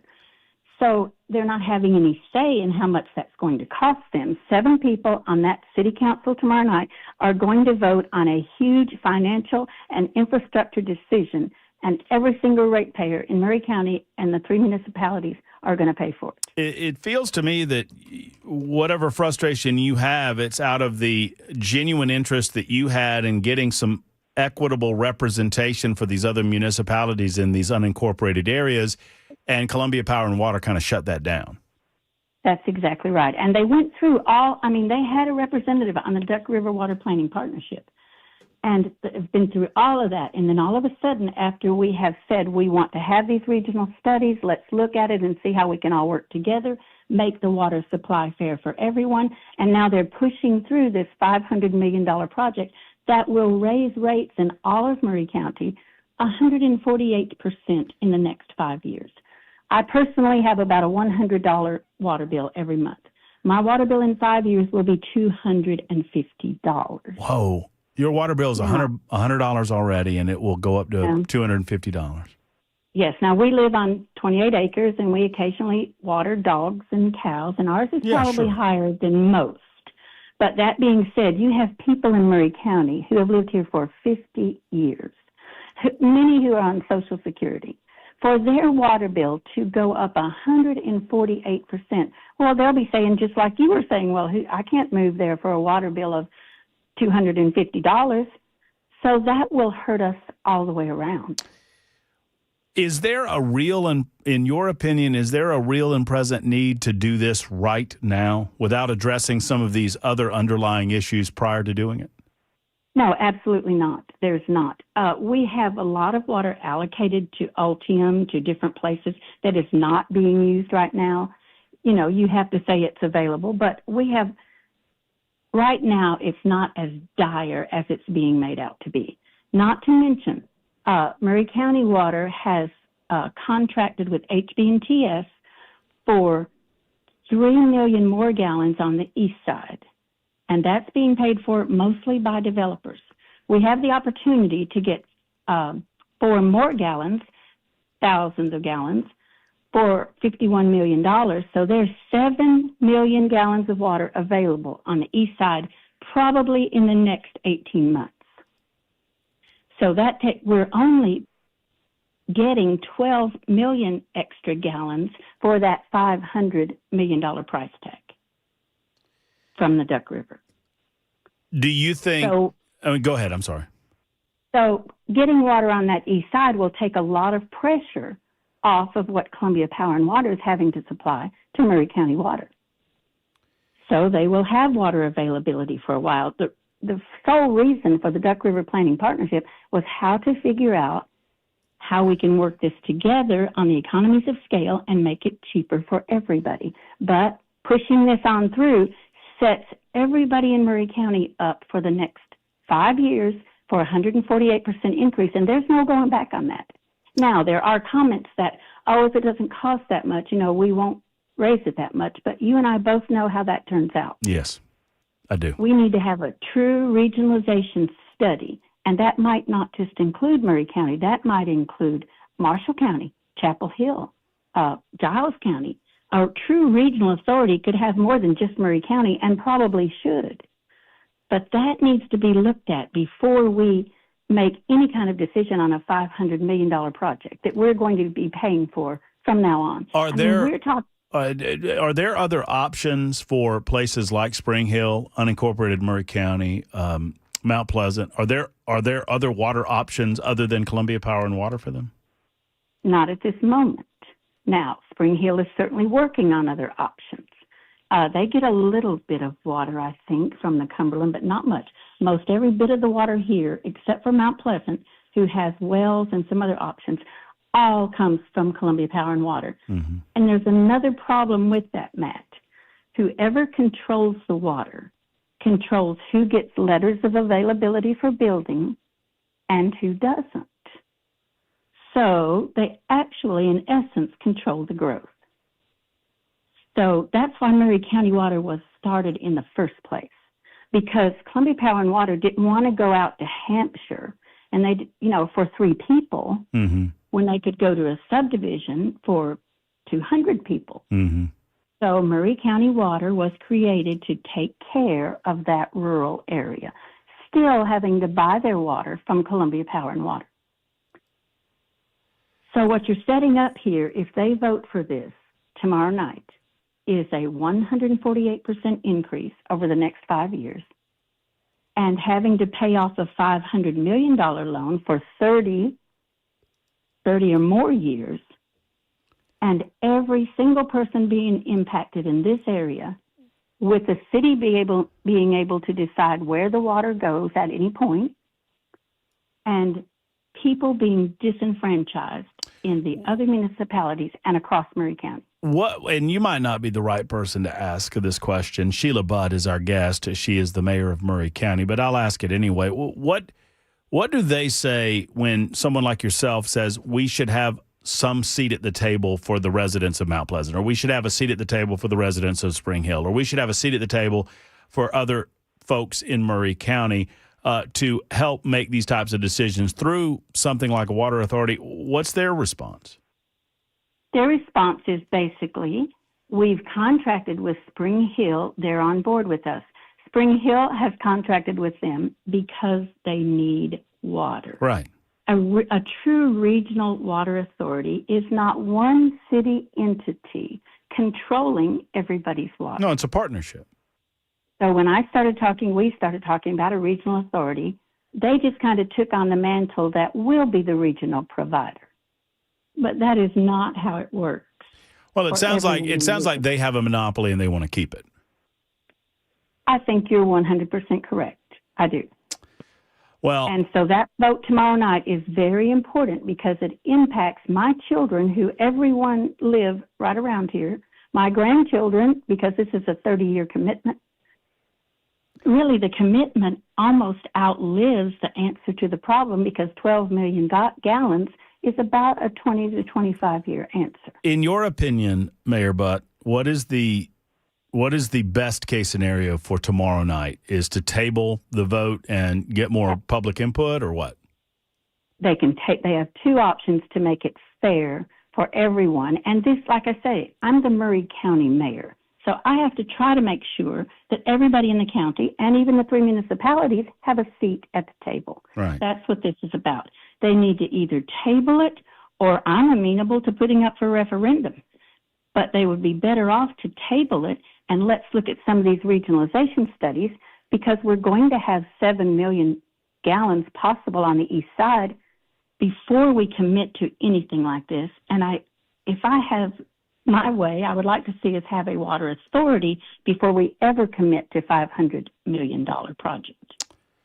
Well, listen, thank you. I knew that you were a valuable resource in this discussion. I did not know how valuable. I so appreciate your time and giving us kind of the lay of the land. There's a lot of people that want to talk about this, and we're going to continue to get input on it. And hopefully, I mean, at least from my perspective, I hope that the folks on the city council in Columbia recognize that there's a lot more discussion that needs to be had, and people are getting very upset as they feel like they do not have representation at the table making some of these decisions, as you have eloquently put it as well. Thank you, Mayor, for all your time Well, today. thank you very much, and we'll look forward to having you in our county. I look forward to being there. It's coming. I'm coming in January. It is happening. I might have to bring my wallet with me with all this water talk. Well, So, what part of the county? we are North, south? we are looking at Mount Pleasant. Oh, wonderful. Yes, Great. looking at Mount Pleasant, and someone just told me on the super text line that its nickname is Mount Misery, and I was like, I don't know why they would call it that. It looks like a lovely community. You go there and visit, and you'll find out that Mount Pleasant is a delightful place. Well, I found it when we went there last weekend. So thank you, Sheila, for the time. Great. We appreciate you, and give us an update as they are available. We've got a lot of folks that want to talk about this. Jason, you'll be next. Mike, John, well, there's too many to mention. 24 after the hour at Super Talk 99.7 WTN.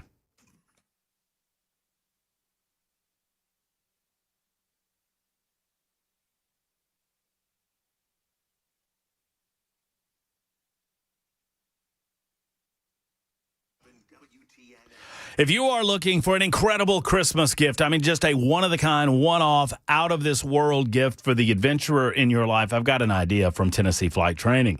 How about a flight experience from, well, Tennessee Flight Training? Whether you're a special someone just loves the idea of getting up in the air, looking to fulfill a bucket list item, or if they're thinking about fulfilling their aviation dreams to become a certified pilot, you can do that. Meet and fly with a certified instructor from any of their 3 Middle Tennessee locations, Nashville B&A, Murray County Regional, or Shelbyville Municipal Airport. Step inside the aircraft. Learn to fly on your very first day. You heard me correctly. I went up in an aircraft. I think it was a Cessna 172. I believe that's right. And my instructor, we got over Nashville, Tennessee. We were right over this radio station. He's like, you need to take the controls. Boy, oh boy, did I. I took the control, and I loved it. It was a lot of fun. It was a little daunting, but a lot of fun. The aviation industry, in all seriousness, folks, is facing a pilot shortage, and this Christmas could be a memorable one. If you've thought about learning to fly, you're never too old and you're never too young. Take advantage of an introductory flight experience and save $100. Go to tnflighttraining.com, tnflighttraining.com, or book today at 615-366-9192, 366-9192. The skies are calling.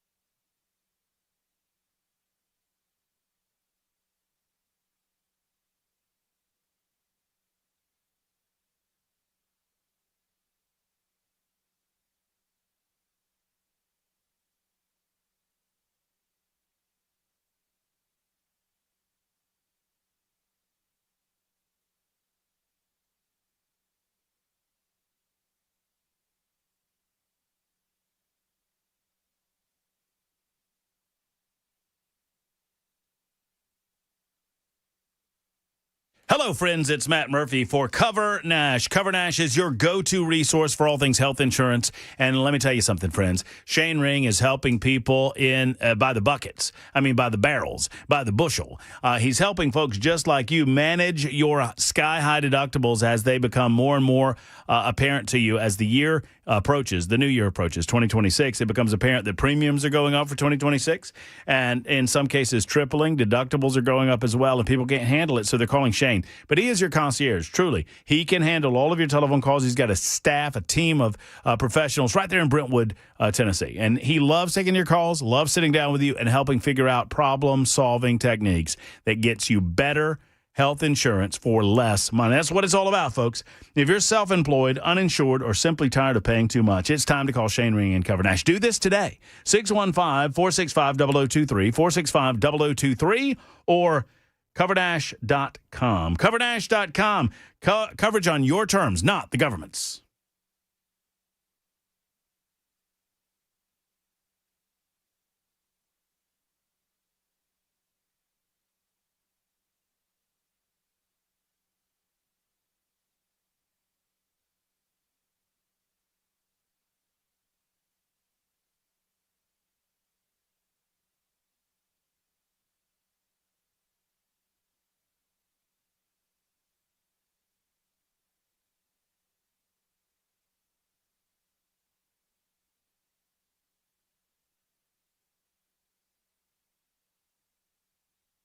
Full forecast and traffic coming up in 5 minutes. Right now in Nashville, we are at war on a Facebook post. Has judges in Nashville claiming Congressman Andy Ogles is inciting violence, and they're asking for more security. Ogles posted Ogles' post, that is, expresses his anger over what he calls liberal judges and a repeat offender Somali man accused of raping an unconscious woman downtown in August. That woman later died. Ogles telling Channel 4, I'm sorry if my comments offended these judges, but they are accountable to the people of Tennessee. I represent part of Nashville. I have a job to do. This conversation should be about one thing. A woman was raped to death, and that crime was preventable. Channel 4 checked court records and found that the suspect, Muhammad, has been arrested at least 15 times over the past decade in Nashville, 7 times this year alone. Your borrowing costs may be going down some. Here's Fed Chair Jerome Powell with today's announcement. In support of our goals, in light of the balance of risks to employment and inflation, today the Federal Open Market Committee decided to lower our policy interest rate by a 1/4 percentage point. So it's the third interest rate cut of the year. There might only be one cut next year. Here in Nashville, a fired Tennessee state employee is suing for damages and her job back. Monica Meeks, an Army veteran, posted to Facebook after Charlie Kirk was murdered that Kirk was, quote, a white supremacist. Well, the Department of Commerce and Insurance claims it harmed its reputation. Meeks claims her First Amendment rights were violated. Shopping app Instacart coming under fire for changing the price of the goods people buy, even if they're shopping for the same thing in the same place. The study, a joint venture between Consumer Reports and Groundwork Collaborative, found that prices for common grocery items like eggs, crackers, and peanut butter rose by as much as 23%. The study also concluded that the price changes were based on AI modeling that Instacart is using to test out how high prices can go before consumers opt not to buy. We get more from ABC's Elizabeth Schulze. Instacart does acknowledge that these price tests are happening. In a statement, a spokesperson told us that these limited, short-term, and randomized tests help retail partners learn what matters most to consumers, how to keep essential items affordable. They say the prices aren't adjusting in real time to supply and demand or based on customers' personal data like your income or your shopping history. And here in Nashville, Metro Police shut down a massage parlor in South Nashville. This is after reports of prostitution. Investigators say the A Spa on Harrison Street was linked to online ads and offered sex for cash during a sting. Officers say they seized condoms and oils from the business. 3 women were booked on felony licensing charges. One also faces a prostitution count. That's the latest news. Traffic and weather next. I'm Ken Weaver, WTN News.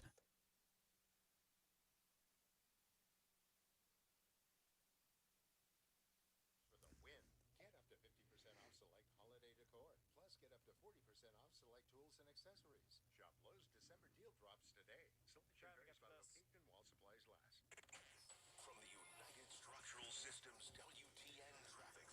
Got a new crash on the right shoulder, 24 westbound near Bell Road. Still got a crash in Belmont, 65 northbound after Wedgwood Avenue. Tusculum got a crash Old Hickory Boulevard at Nolensville Pike. Back over by Belmont, a crash 440 eastbound after Hillsborough Pike, 21st Avenue.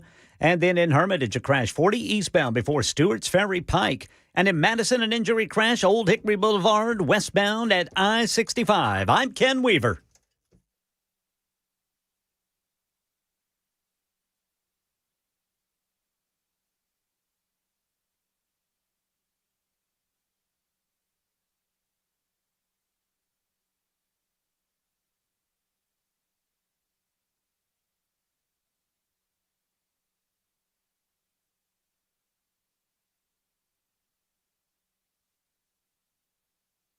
In the 50s this afternoon with a mix of clouds and sun, but winds gusting up to 30 miles per hour. Tonight we're down to the 20s and near 30.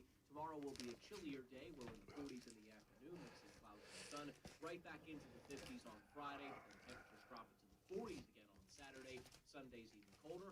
We wake up in the 20s, stay in the 30s, and Sunday night to Monday morning will drop down to the teens across the mid-state. Hi, friends. Matt Murphy for Grace Point Healthcare. Affordable, convenient, comprehensive medicine. They are a direct pay primary care physician's practice at Grace Point. They're located right in the heart of Franklin, and I encourage you to go wherever you might be right now within the sound of my voice. They are worth the short drive to Franklin, Tennessee to visit them. Why? Because I don't know of a practice that does it the way that they do. They believe in the sacrosanct nature of the relationship between you and your doctor. They do not allow pharmaceutical companies or insurance companies to get in the way of that relationship. So their doctors are never going to be demanded of by these insurance companies that they treat you in any particular way. They believe in treating naturally, getting to the root of the problem, not just treating the symptoms of the issue, not covering up the issue. Patients are treated naturally whenever possible, and they simply do it better than anyone else. Plus, with the basic Smart Care plan, you pay once a month and you go as many times as you need throughout the course of the year. $99 for the grown-ups and $79 for the kids, and you can use your HSA for the Smart Care plan. How about that? You really can afford exceptional medicine at your convenience. 599-6868. 599-6868. Grace Point Healthcare. Modern medicine delivered the old-fashioned way.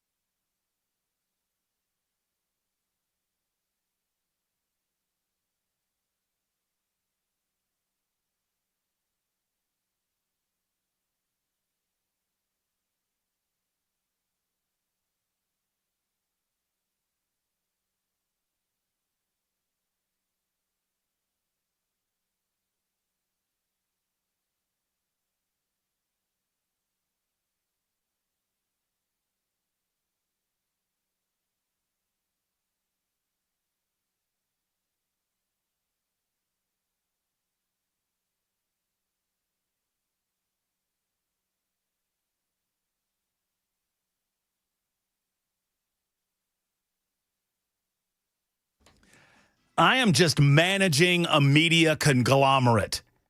in this studio. I got the X machine going. The X posts are going. I got the Talk TV side of things happening. I got this fetching sweater going on. This incredible. You know what do you know where this sweater's from there, Jackson? By the way, this you like this sweater? You like the sweater, Jackson? Say yes. Thank you. How was Kohl's that fine day you picked that up? This is not Kohl's, buddy boy. This is Target. See, you don't avail yourself of the finer things in life, like the fabulous feature film The Big Lebowski. I watched it a month ago. Now this is the sweater. Remember I said it would have been better if I had been under the influence? Oh yeah. The only two ways to watch The Big Lebowski are either stoned as a rodeo goat or drinking White Russians. Yeah, and I watched that movie at 9:00 in the morning. And I thought it was an okay film, but I definitely thought during this would be much better if I was inebriated. Not one more toe. Anyway, so yeah, this is the sweater that he wears for a lot of the film. The exact sweater, or just a sweater that looks like it? It's the brand of sweater that was worn by Jeff Bridges in the film. JCPenney? It's not JCPenney. It's an English brand. Thank you, Jack. You know what, Jackson? Your hits don't land because I see what you wear every day. I'm wearing polo today, bud. You know what I mean? So the hits don't quite polo. Yeah. By the way, I've managed to tick off an entire segment of our listening audience, Ken. An entire segment. Mm-hmm. Yeah. Wilson County's now mad at me. Why? Well, this is just an example of the messages I'm getting on the super text line from Wilson County. You ready? Yeah. Murray County? Really, Murphy? Wilson County now disowns you, Matt Murphy. You don't get to eat it In-N-Out. What? We were good enough to date, but not good enough to put a ring on it? You're my nincompoop of the day for this. Some fine dating, though. I mean, we had good times, Wilson County. I loved every moment of it. But starting January 7th, I think it's over. Sad to say. Right before Valentine's Day. I'm moving to a county that doesn't know how to pronounce itself. Murray. Because it's spelled different. It's spelled Maury. I mean? It's spelled Maury County. Like Maury Povich. Yeah. But it is pronounced Murray. You know when I learned that, Ken Weaver? Day one of working on this. Pamela Furr did that. The redheaded stranger. She was all on my tookus because I said something about Maury County. And she, Yeah, that's happened to me everywhere I've been. Yes. In every city I've worked in, I have mispronounced local names. It happens. It happens. You should have been in Albuquerque, New Mexico. I bet. What'd you call it, Albuquerque? No, Albuquerque. I knew that from the Bugs Bunny cartoon. But some of those other joints around that place, man, there are hard. I remember I was doing news in when I got to Montgomery, Alabama. I was producing a show in the mornings, and then I did afternoon news. And one of the first stories I did was about a town called ARAB. ARAB. And I said Arab. That wasn't right. In Alabama, nothing is Arab. No. It is Arab. Yes. That's pronounced Arab, Matt Murphy. You ain't from around here, is you? No, I'm not. No, I'm not. From Thompson, Georgia. There is a P in Thompson. There's no P in Thompson. Thank you. Thank you very much. Well, El Dorado in Arkansas is El Dorado. Yeah, well, we have a county in Georgia, Ken, that is Houston. That's Houston. In Georgia, it's Houston. For some reason. Yeah. Who knows? Oh, those little towns, you got to learn them. You do, man. Murray County. There's no mispronouncing Wilson, though, and we love you, Wilson, and always will. All right, Jason wants to talk about this water issue. Jason, thank you for your patience. Thank you for holding. Is this our good friend Jason Gillum? Yes, sir. How you doing, Matt? What's up, Jason? Good to hear from you. Hey, it's good to talk to you. I appreciate you talking about this issue in Murray County. It's a big one. What's your perspective on this, Jason? Well, let me just say I'm going to echo a lot of the sentiment that Mayor Butt just spoke on. She is on point with everything she said. I'm going to add a couple of things, though, that I think you might find a little bit interesting. First, I want to go back. You had a listener. He was calculating the rates based off of 60,000 customers, and I want to give a little clarity on that. Right now, Columbia Power and Water System has 26,000 customers. Murray County Water System, the other utility here in Murray County, along with Spring Hill and Mount Pleasant, Murray County Water System, we have about 8,800 customers. The average bill that you will see from Columbia Power and Water System based on 5,000 gallons of water per month, and most households use somewhere around 4,500, but we're gonna just make it an even number, 5,000. If you use 5,000 gallons a month in Murray County, CPWS will charge you $45.25. Okay. Okay. You add 149% rate increase on that, you're looking at $112.67 per month, and that's before tax. Okay. So Murray County Water System, we buy our water, as Mayor Butt explained, from CPWS. And our monthly rate for that same 5,000 gallons of water is $73.40. And after this increase of 149%, your bill is going to be $182.76. That is before tax. But there's one very important aspect that's being left out in this conversation, and that's called depreciation. In the state of Tennessee, water utilities pay depreciation on their assets, okay? So what does that mean? Well, basically, if you had all of the major cities in this state borrowing the money for their infrastructure, there wouldn't be anything left for the small utilities throughout the state. All the money would be gobbled up by the big guys. So everybody in the utility pays a depreciation cost. That money goes back into the state, whereby there is a means for the smaller utilities to borrow money for their infrastructure, okay? So we all pay it. Well, when you start throwing depreciation on there for a $500 million project, you're looking at another $40 a month on everybody's bill. That's a huge number, and that's not being talked about.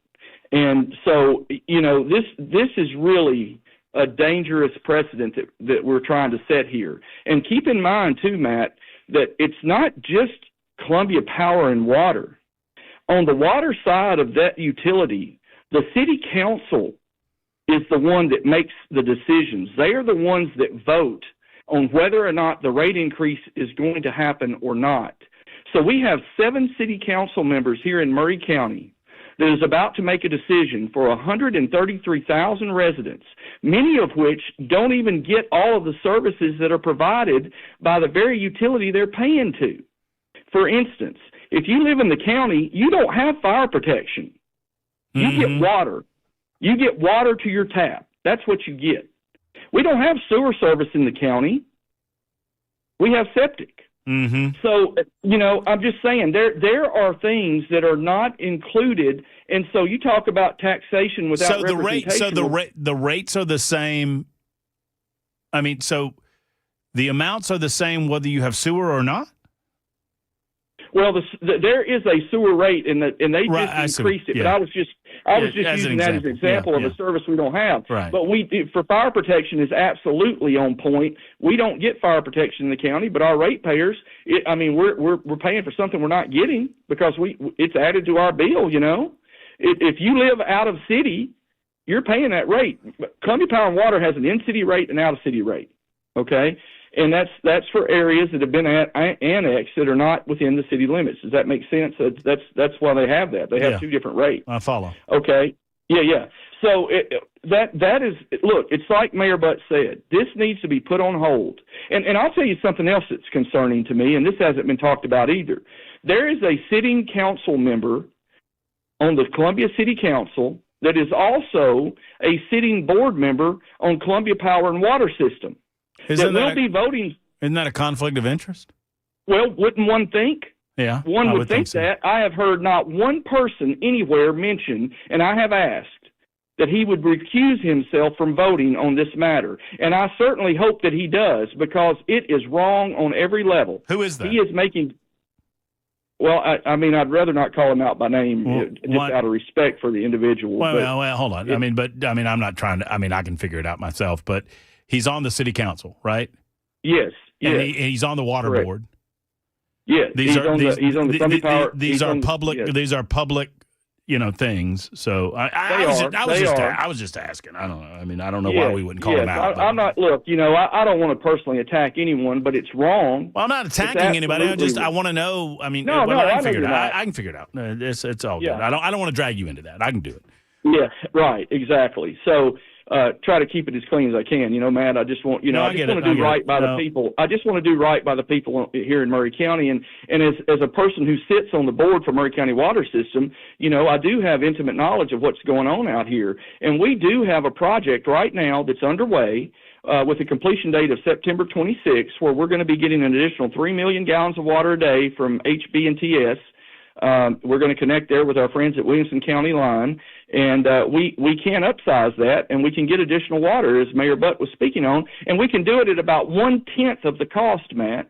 So, and here's another fact. Out of the 12.5 million gallons that Columbia is adding to their capacity through this intake, they're sending 7 million gallons of that to Spring Hill. So the residents in Columbia and Columbia City Council, okay, who has purview over Columbia, not Spring Hill, not Mount Pleasant, they're voting for a rate increase for everybody in the county when more than half of the water they're getting from that intake is going to Spring Hill. It doesn't make any sense. So when you think about it, CPWS has 26,000 customers, not 60,000, but 26,000. Well, so, the figure, and you mentioned that, you hit me up with that. So, I mean, there's 26,000 customers, but then there's another 30-plus thousand users that they buy through municipalities, right? Through Mount Pleasant, through Spring Hill. Spring Hill has their own utility, and they have their own users. CPWS. But they're buying all their water from Columbia Water and Power. So they're ultimately users. Right. Yes, okay. They are. They are. It's all on the system. Yeah, I just want to make sure that I understand correctly. Yes, sir. What's the bottom line solution for tomorrow night, in your opinion? Don't vote on this. Table it. I think that would be the smart thing to do, and I said it last week in the work session with the city council when we spoke. It's the smart thing to do. It's the right thing to do. It's the prudent thing to do. Mayor Butt is correct. It needs to be put on the table. Let's step back a little bit before we put everybody on the hook for $500 million. And it's funny. I'll tell you, it is. And something else that's not being mentioned is Columbia Power and Water System is doing an $80 million infrastructure improvement inside the city while all this is going on. Well, all that money's going into the same kitty, Matt. I mean, in May when we met with Columbia Power and Water System, they had a special called budget meeting. And in that meeting, the price tag was $610 million. Well, somehow it's gone from $610 million to $520 million and now $505 million. So, there's a lot of manipulation of numbers here. And we need to table this. We need to step back. Our city council members need to do the right thing here in Columbia and not put everybody on the hook for this enormous expense. So just to clean one thing up, and you've provided a lot of valuable information, as I knew you would, Jason. Just to clean something up, the city council member that's on the water board, they're on the water board because they're a city council member, right? But the water board has a representative from the city council on the board. Matt, I don't know. I'll just tell you right up. It says Kenny Marshall is the city council representative who's on the board. Yes. So it would make sense if the city council would want a rep on the board. I get that, but I also understand. Well, don't you think why you wouldn't want a city councilor voting on something that would impact the influence and the monopoly that's currently enjoyed by the water. And that goes right to the heart of what Mayor Butt was saying. Wouldn't it be nice if Spring Hill had somebody on the board? Wouldn't it be nice if Murray County Water System had somebody on the board and Mount Pleasant had somebody? But we don't. And we don't have a voice, and that's the problem.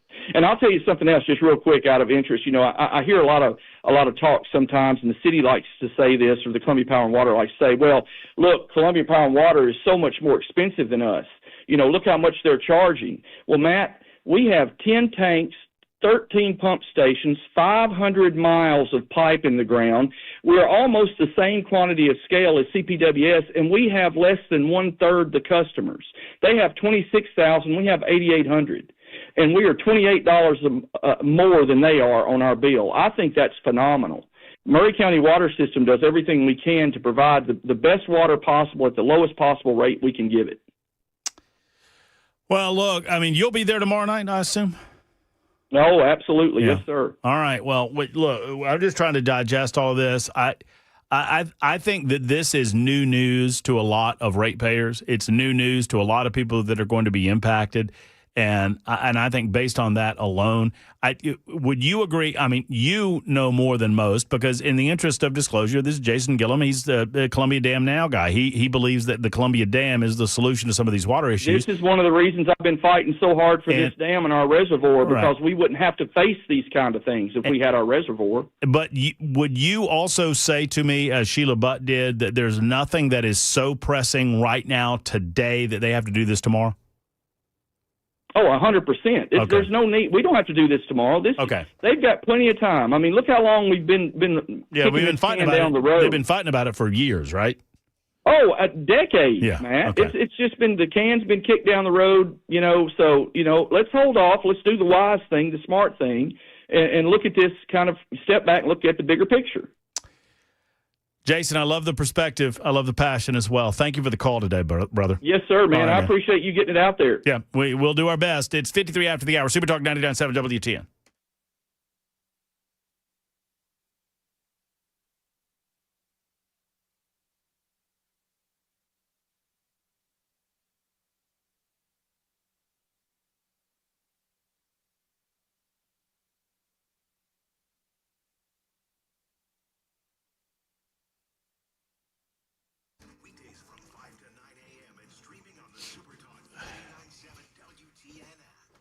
Hello, friends. It's Matt Murphy. Tennessee Men's Clinic wants to talk to you guys. Fellas, are you whistling past the grave? You know what that means, right? You're pretending that something's not there, but it really is something that could cause you harm. Well, you can get your confidence wrecked by not being able to have that romantic relationship that you know and you want and you love with your partner, with your spouse. I mean, it can impact your mental health. It can impact your sense of identity. But there's good news. There's real help. Since 2014, Tennessee Men's Clinic has helped individuals just like you get back to feeling like themselves. They started the operation right there in Midtown in the Nashville shop. Then they got to Cool Springs, and now they're in Clarksville. So no matter where you are in Middle Tennessee, expert care is close by. They never would suggest a cookie-cutter treatment is for everyone. They're going to analyze you. They're going to give you a full looking over. Their urology-based approach and their staff with licensed professionals specializing in men's sexual health can assist you. Most often, it's testosterone issues, but it could be something else. Don't rely on online advice. Go to the experts. Go to Tennessee Men's Clinic. I promise you'll be happy you did. 615-208-9090, 208-9090, or TennesseeMen'sClinic.com.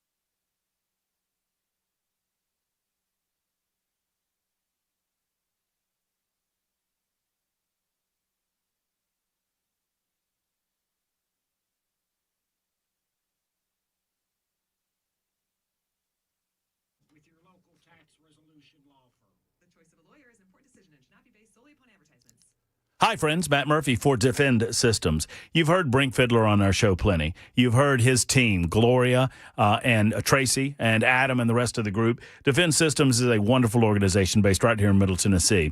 Now, I don't want you to need what they give you, but you might at some point over the course of your life. I'm not here to scare you, but workplace violence issues are going up. Sadly, shootings, active shooter situations are going up. We've seen it over the years, and you need to be prepared. Hope is simply not a plan anymore. So if you're a decision maker at a school, at a church, at a place of business, it is time to get your staff trained in a fashion that you want from the professionals that are Defend Systems. Active shooter response, workplace violence, site surveys, security improvement consultation, emergency and intruder action plans, and rapid response medical, all designed specific to your facility and to your needs. I mean, they treat you like one of their own, and they're going to get the information that you need to your people and to better protect you. That's what it's all about, is making sure that you don't just hope that you know. Reach out today at 615-236-6484, 236-6484, or defensesystems.com.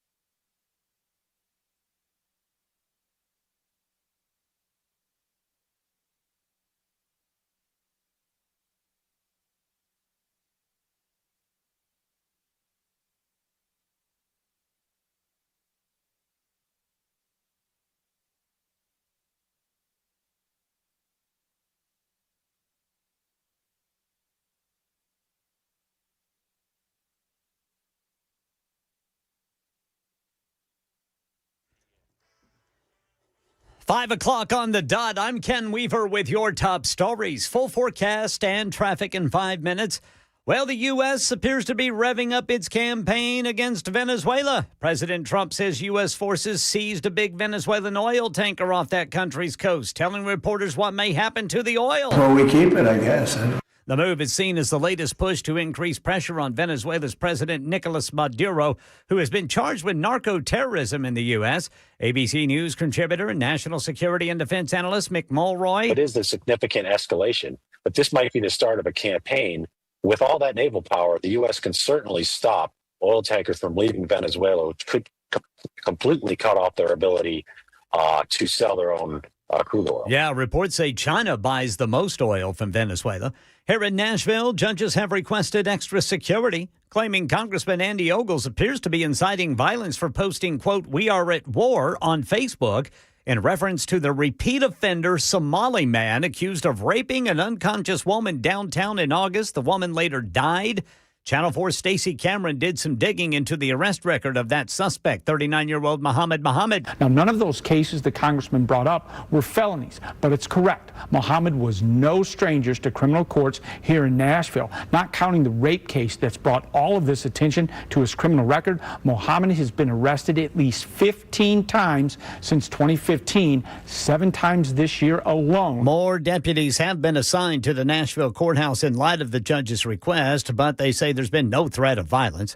A woman has filed a federal lawsuit against Tennessee after losing her job over a Facebook post. After his assassination, Monica Meeks criticized Charlie Kirk, labeling him a white supremacist that led to calls for her termination. The state says her comment showed bias, but Meeks says it was off-duty speech about a public figure. She's asking the court to reinstate her and award damages.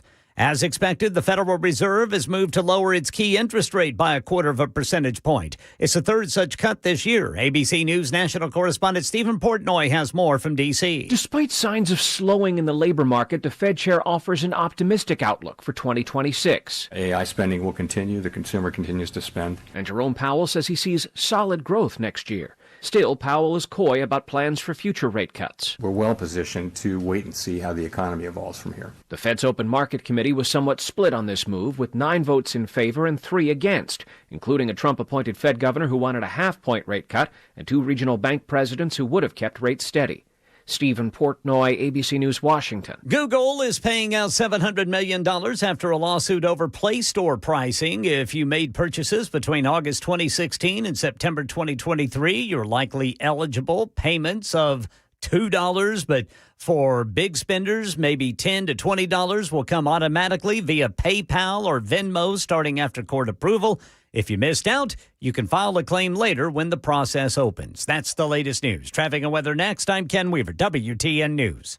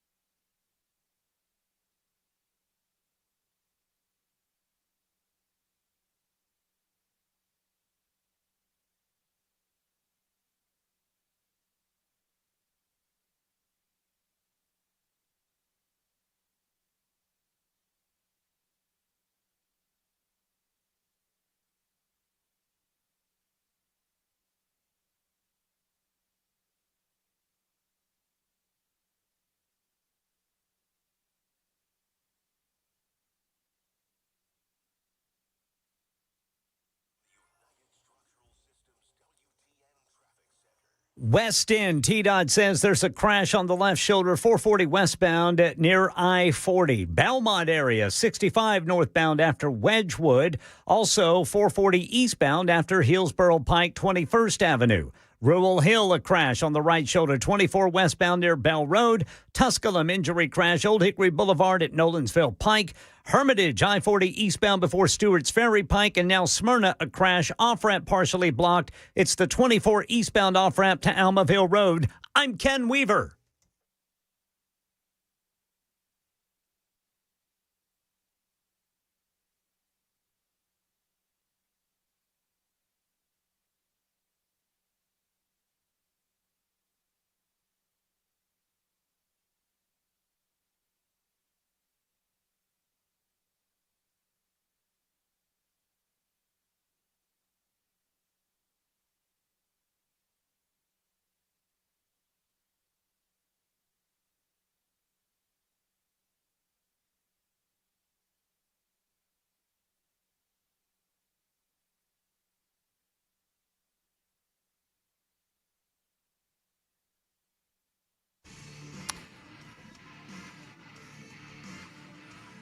Hello.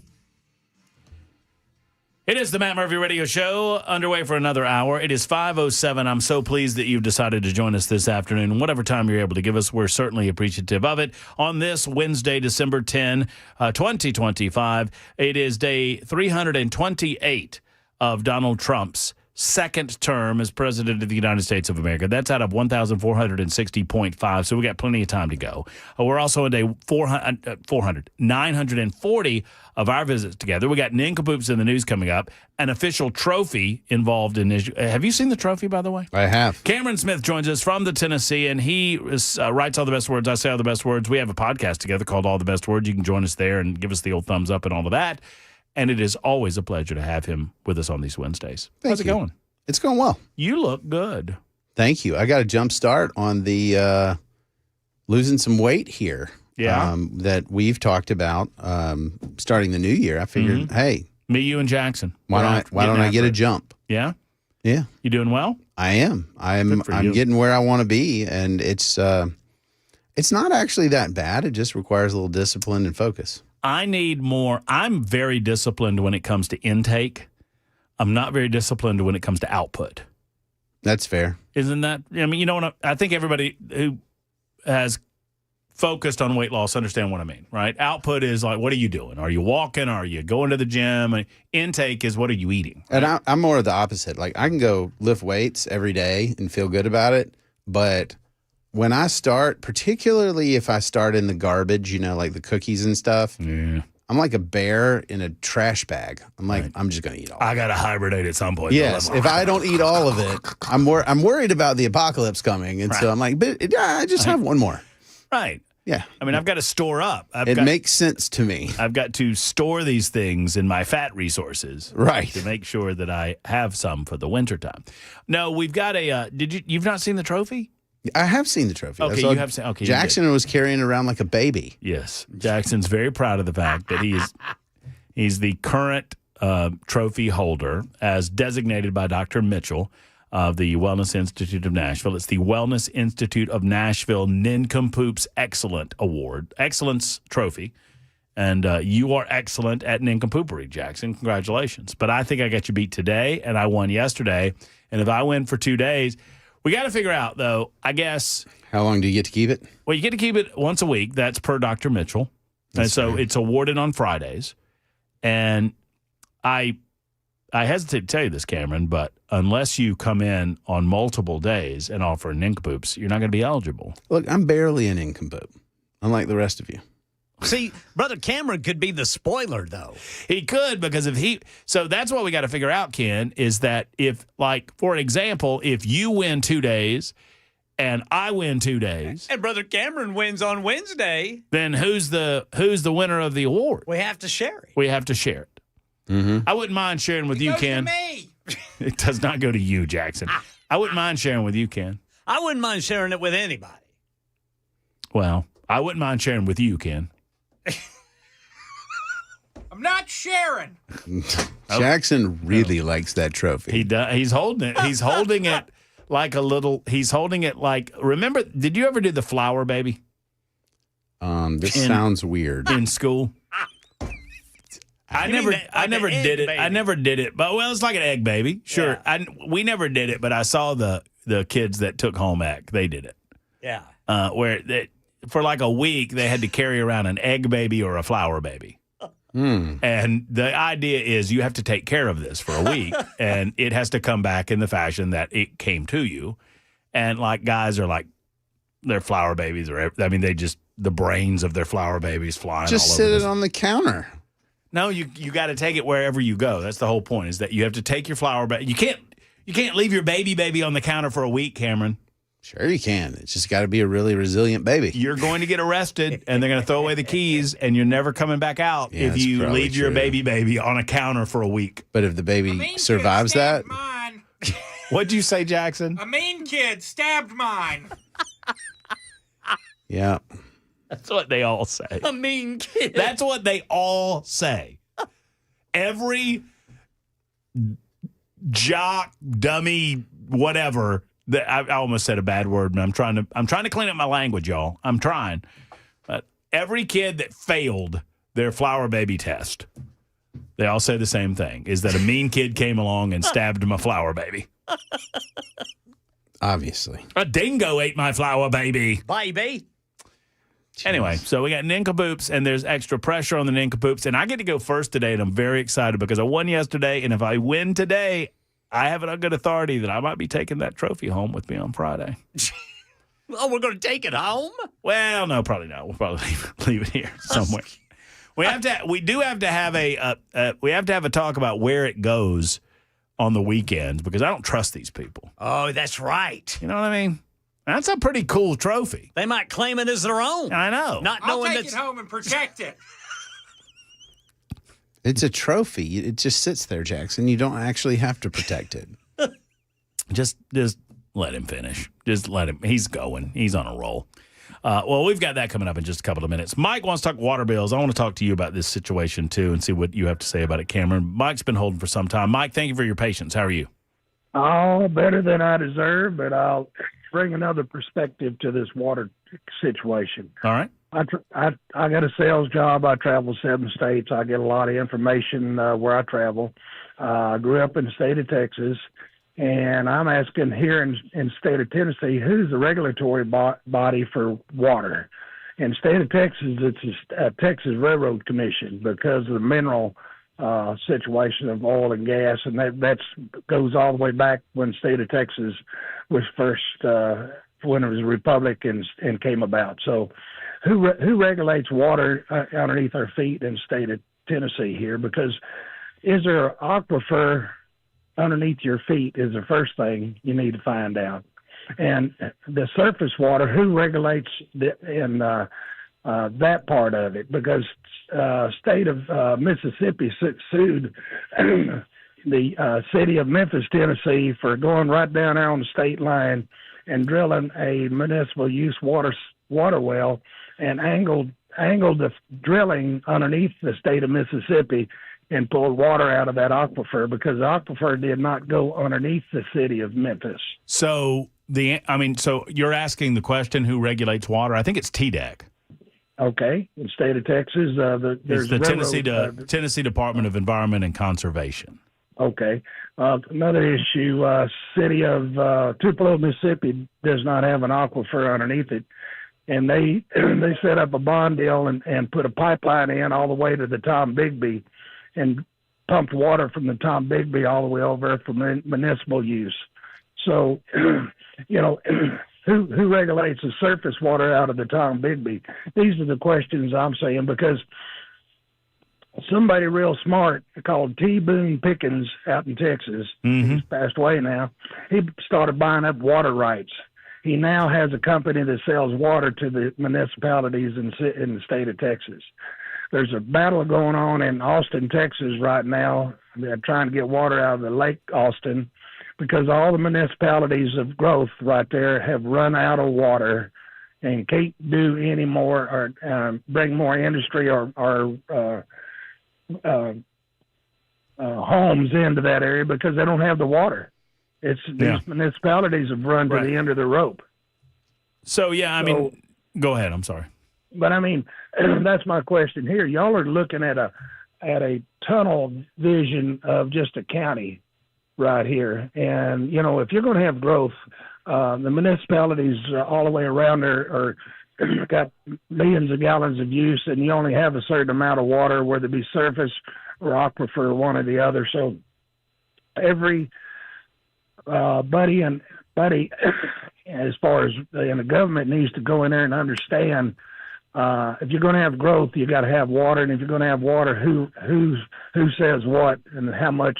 And that's the entire. In this conversation, trust me, Mike, it's been around for a minute. And thank you for the call and your perspective, particularly your perspective from the state of Texas. This conversation and the idea about water usage in Middle Tennessee predates me being in Tennessee. It's been going on for a long time.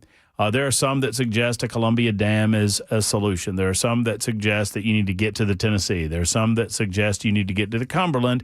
And there are some that believe that intakes and, advancing Normandy Dam, raising Normandy Dam to a certain degree will give us the flexibility to figure out some of the long-term issues involved. But to answer your specific question, and I just did a quick Google search, the Tennessee Department of Environment and Conservation oversees public water systems, construction operator certification, and enforcement of water quality rules. The U.S. Environmental Protection Agency sets national standards. The Tennessee Public Utility Commission regulates rates and service standards for privately owned water utilities. The Tennessee Valley Authority manages water supply in the Tennessee River system for power, navigation, and other needs. And the Tennessee Board of Water Quality, Oil, and Gas, a TDEC board, focuses on water pollution control and quality standards. My God, that sounds like a lot of bureaucracy. Yeah. I fell asleep. What happened?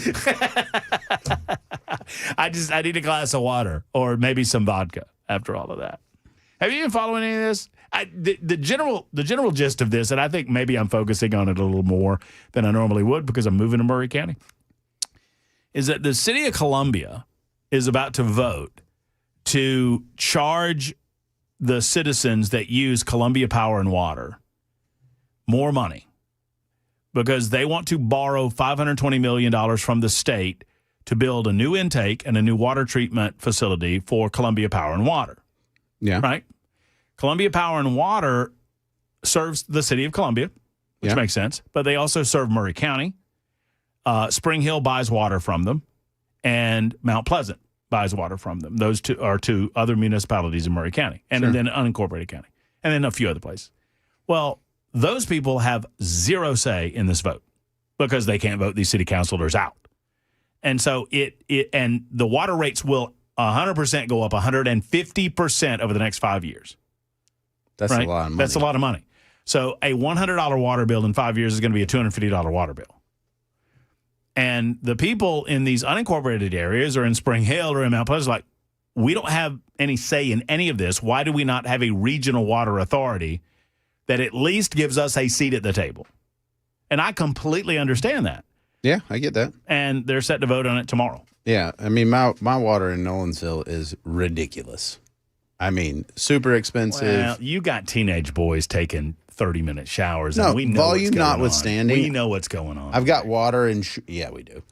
We got water and sewage separate. I'm like, guys, I got so many bills that I don't even know what I'm paying. And we do that in Mount Juliet. They do, like, I pay a water bill and then I pay a sewer bill. Yes. It's like, well, what happens if I stop paying the sewer bill? You gonna stop taking it back? I literally have to tell them that I have an irrigation system because their irrigation system does not use the sewage. Right. And so I'm like, guys, can y'all not get together and figure this out? Like how to do both? By the way, Weaver, I saw you back there laughing.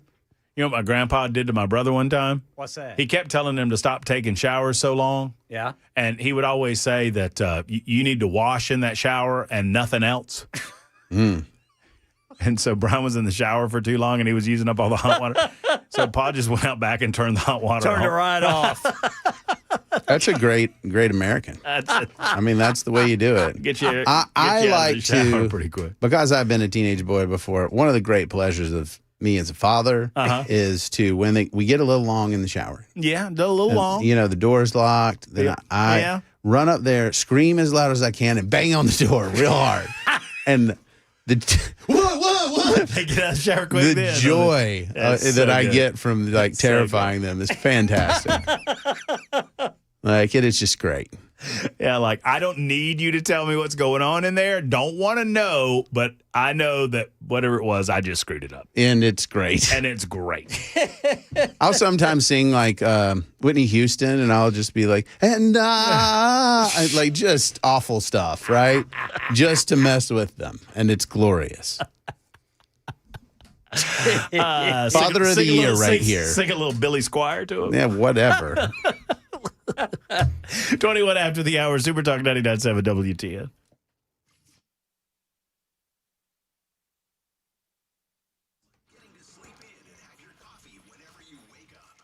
and subscribe to Nashville's Morning News on YouTube and your favorite podcast platform.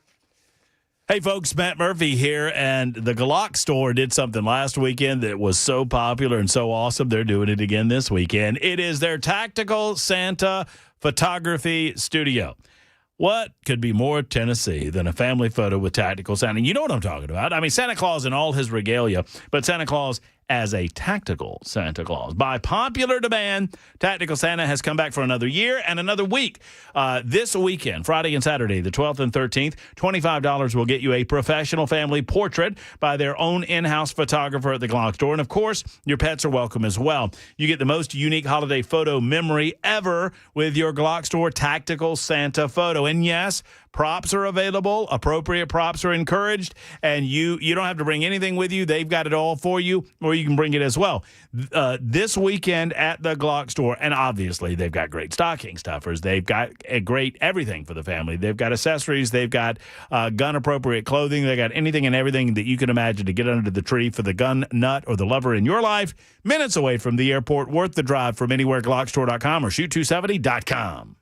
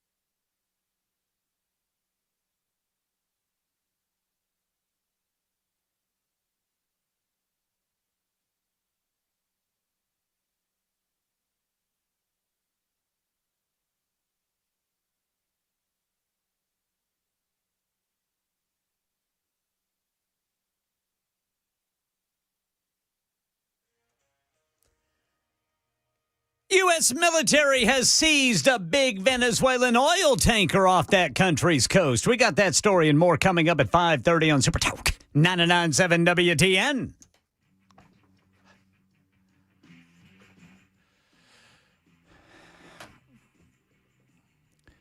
You know, I am comfortable in my masculinity enough to say that I love the way Ken Weaver says Super Talk. Super Talk. I do. That way. Yeah. Yeah, just that way. I absolutely love it. There's Ken Weaver. He's back in News Closet B. My name is Matt Murphy. I'm here in the host suite, the studio, if you will, joined by Cameron Smith. Hey, by the way, RJ on the controls. RJ's making it happen and doing a great job. How's RJ, it what's going? going on? How are you? We had to bring RJ in because Jackson got his trophy earlier today. And Jackson has not been able to focus on anything other than the Nincompoops trophy. And so we begged RJ to handle It's mine. we're Can hear him back there. We're aware. Yeah, he's back there. He's got it. He's cuddling with it. He's lying in the floor and cuddling with the trophy right now. So we said, RJ, can you help us out? And RJ was gracious enough to do so. So thank you, RJ, for that. Hey, more than happy to hang out with you guys. And actually, RJ is going to be back tomorrow and Friday, right? So Yeah, going to be covering for the next 2 days while Jackson's, I think he's on a date with his trophy now. You going out with a trophy, Jackson? You gonna take it somewhere? Take it somewhere nice? Take it to a party? Yeah, you can't hear. You can't hear what we're saying. Can't hear you. You can't. No, I'm yeah, that's trying to right. take my trophy and go home. Yeah. We just have to make sure that Jackson doesn't win the trophy for this week, because if he does, he's going to take the trophy to Gatlinburg, Tennessee with him. Well, he can't win it this week. He's not going to be here. That's true. And I've already won one. I don't even remember It's who riding won. the Flying Eagle at Dollywood this weekend.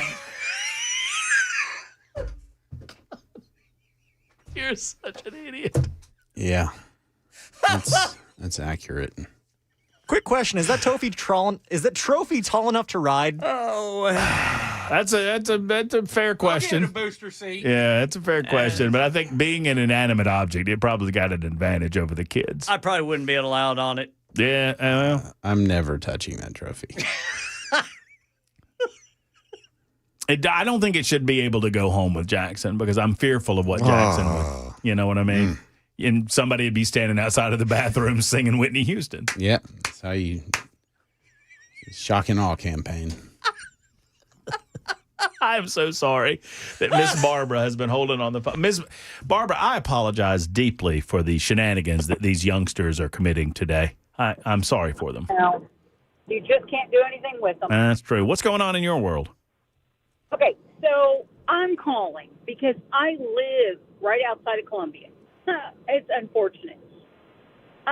When we moved here about 7 years ago, my light bill was about $150, $175. It is now $325 a month. And I can't imagine it going up another 150% because that will be my rent. Like, it will literally cost basically my rent. Did you say your light bill? Yep, my lights and water is $325 a month. It doesn't matter if it's summer or winter. It doesn't matter. I went from having 5 kids at home to 2. I'm down to 2. Sorry, I had to think about that. Mm-hmm. And it's still $325. Still, every month I go into full-on like panic attacks when it's time for the bill to come in. Like literally. So how much of the I'm assuming it splits it out that you can see what the power component is and what the water component is? So my trash is 30, Uh-huh. and my lights run about 175, and the rest is all water. They bill me. We weren't home. My one daughter was gone for 3 weeks, and the other daughter and I were gone, and we were billed for 1,000 gallons of water and 1,000 gallons of sewage, even though nobody was in the house. Like, nobody. And when I tried to go up and say something to them, they tell me that that's just how much the bill read, like the meter. And I'm like, I've never seen anybody read my meter, so tell me that again. So the idea then, Barbara, is to make your voice heard tomorrow night at the city council meeting if you are at all able. It starts at, I think 5:30. Doors might open a little earlier than that, but I believe the vote's happening at 6 o'clock tomorrow at the Columbia City Council as to whether or not to approve borrowing $520 million from the state in order to build an intake, to build a water treatment plant, and ultimately your water will go up by X number of percent per year, up to 150% over the 5-year span. That's insane. Yeah. Do you know where the vote is actually being held at? It's got to be the city council channel. I'll find out, and I'll let you know online. I mean, if you continue to listen, I'll let you know in just a second. Awesome. I Okay. will be listening. All right. Thank you, Barbara. Thank you. Yeah, I mean, I'm getting a lot of those types of telephone calls and a lot of those types of comments from text message. It's a microcosm of what we see more broadly all across municipalities and all across the counties of the state of Tennessee. It's 31 after the hour. Super Talk 99.7 WTN.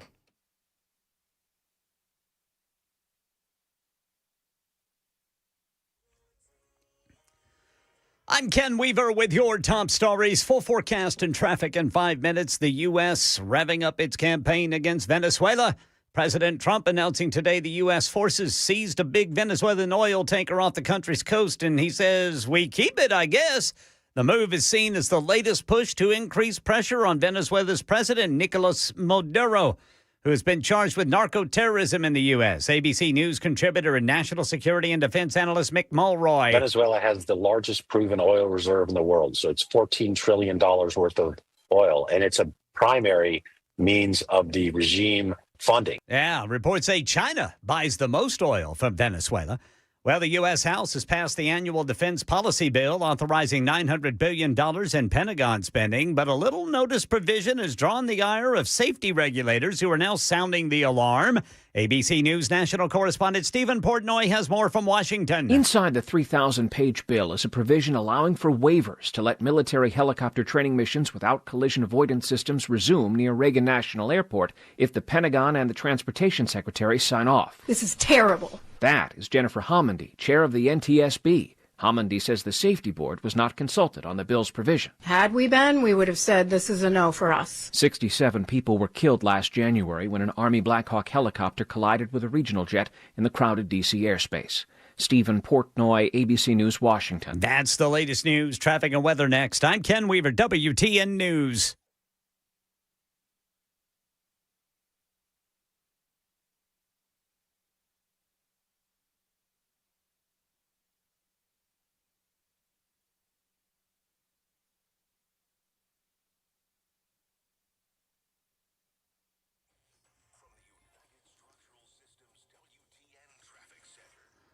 Right now in the Belmont area, we've got 3 crashes. One is 65 southbound at Wedgwood, another one 65 northbound at Wedgwood, and then 440 eastbound after Hillsborough Pike, 21st Avenue, exit 3. In Tusculum, still working an injury crash, Old Hickory Boulevard at Nolensville Pike. Hermitage, 40 eastbound before Stewart's Ferry Pike. Smyrna, a crash, partially blocking the off-ramp, 24 eastbound to Almaville Road. And then the left shoulder's blocked by a crash in Smyrna, 24 westbound near Sam Ridley. I'm Ken Weaver.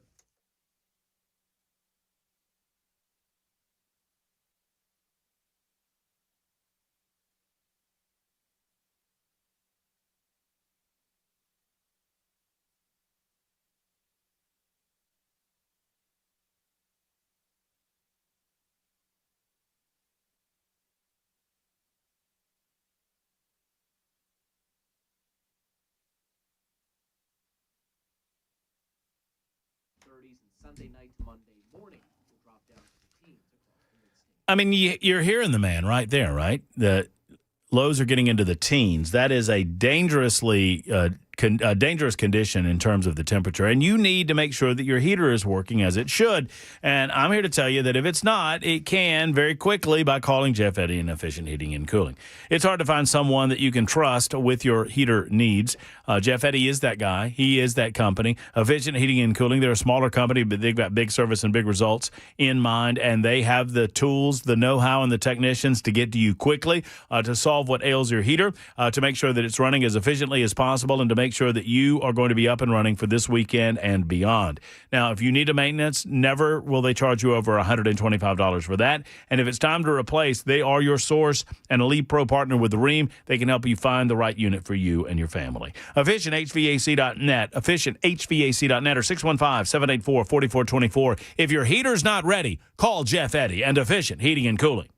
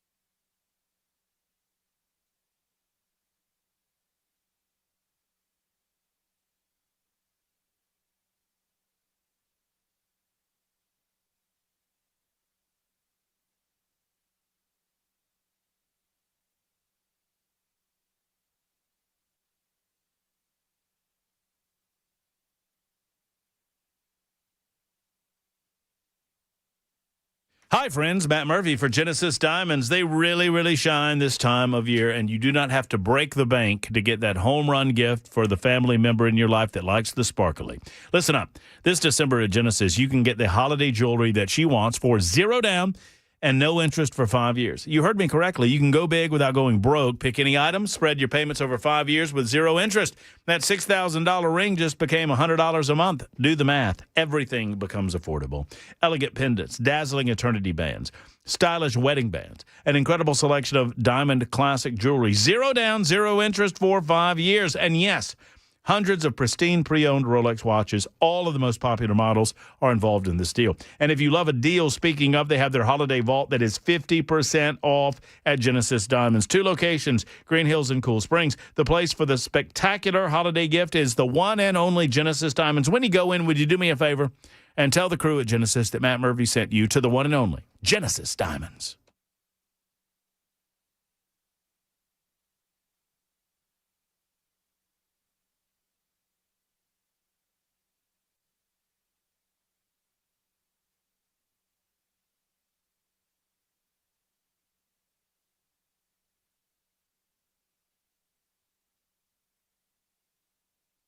Super Talk 99.7 WTN. It is the Matt Murphy radio show. We got the whole gang here. Man, oh, man. We've got RJ's back in the RJ. You just gave RJ the boot so you could try to defend your trophy. I saw that, Jackson.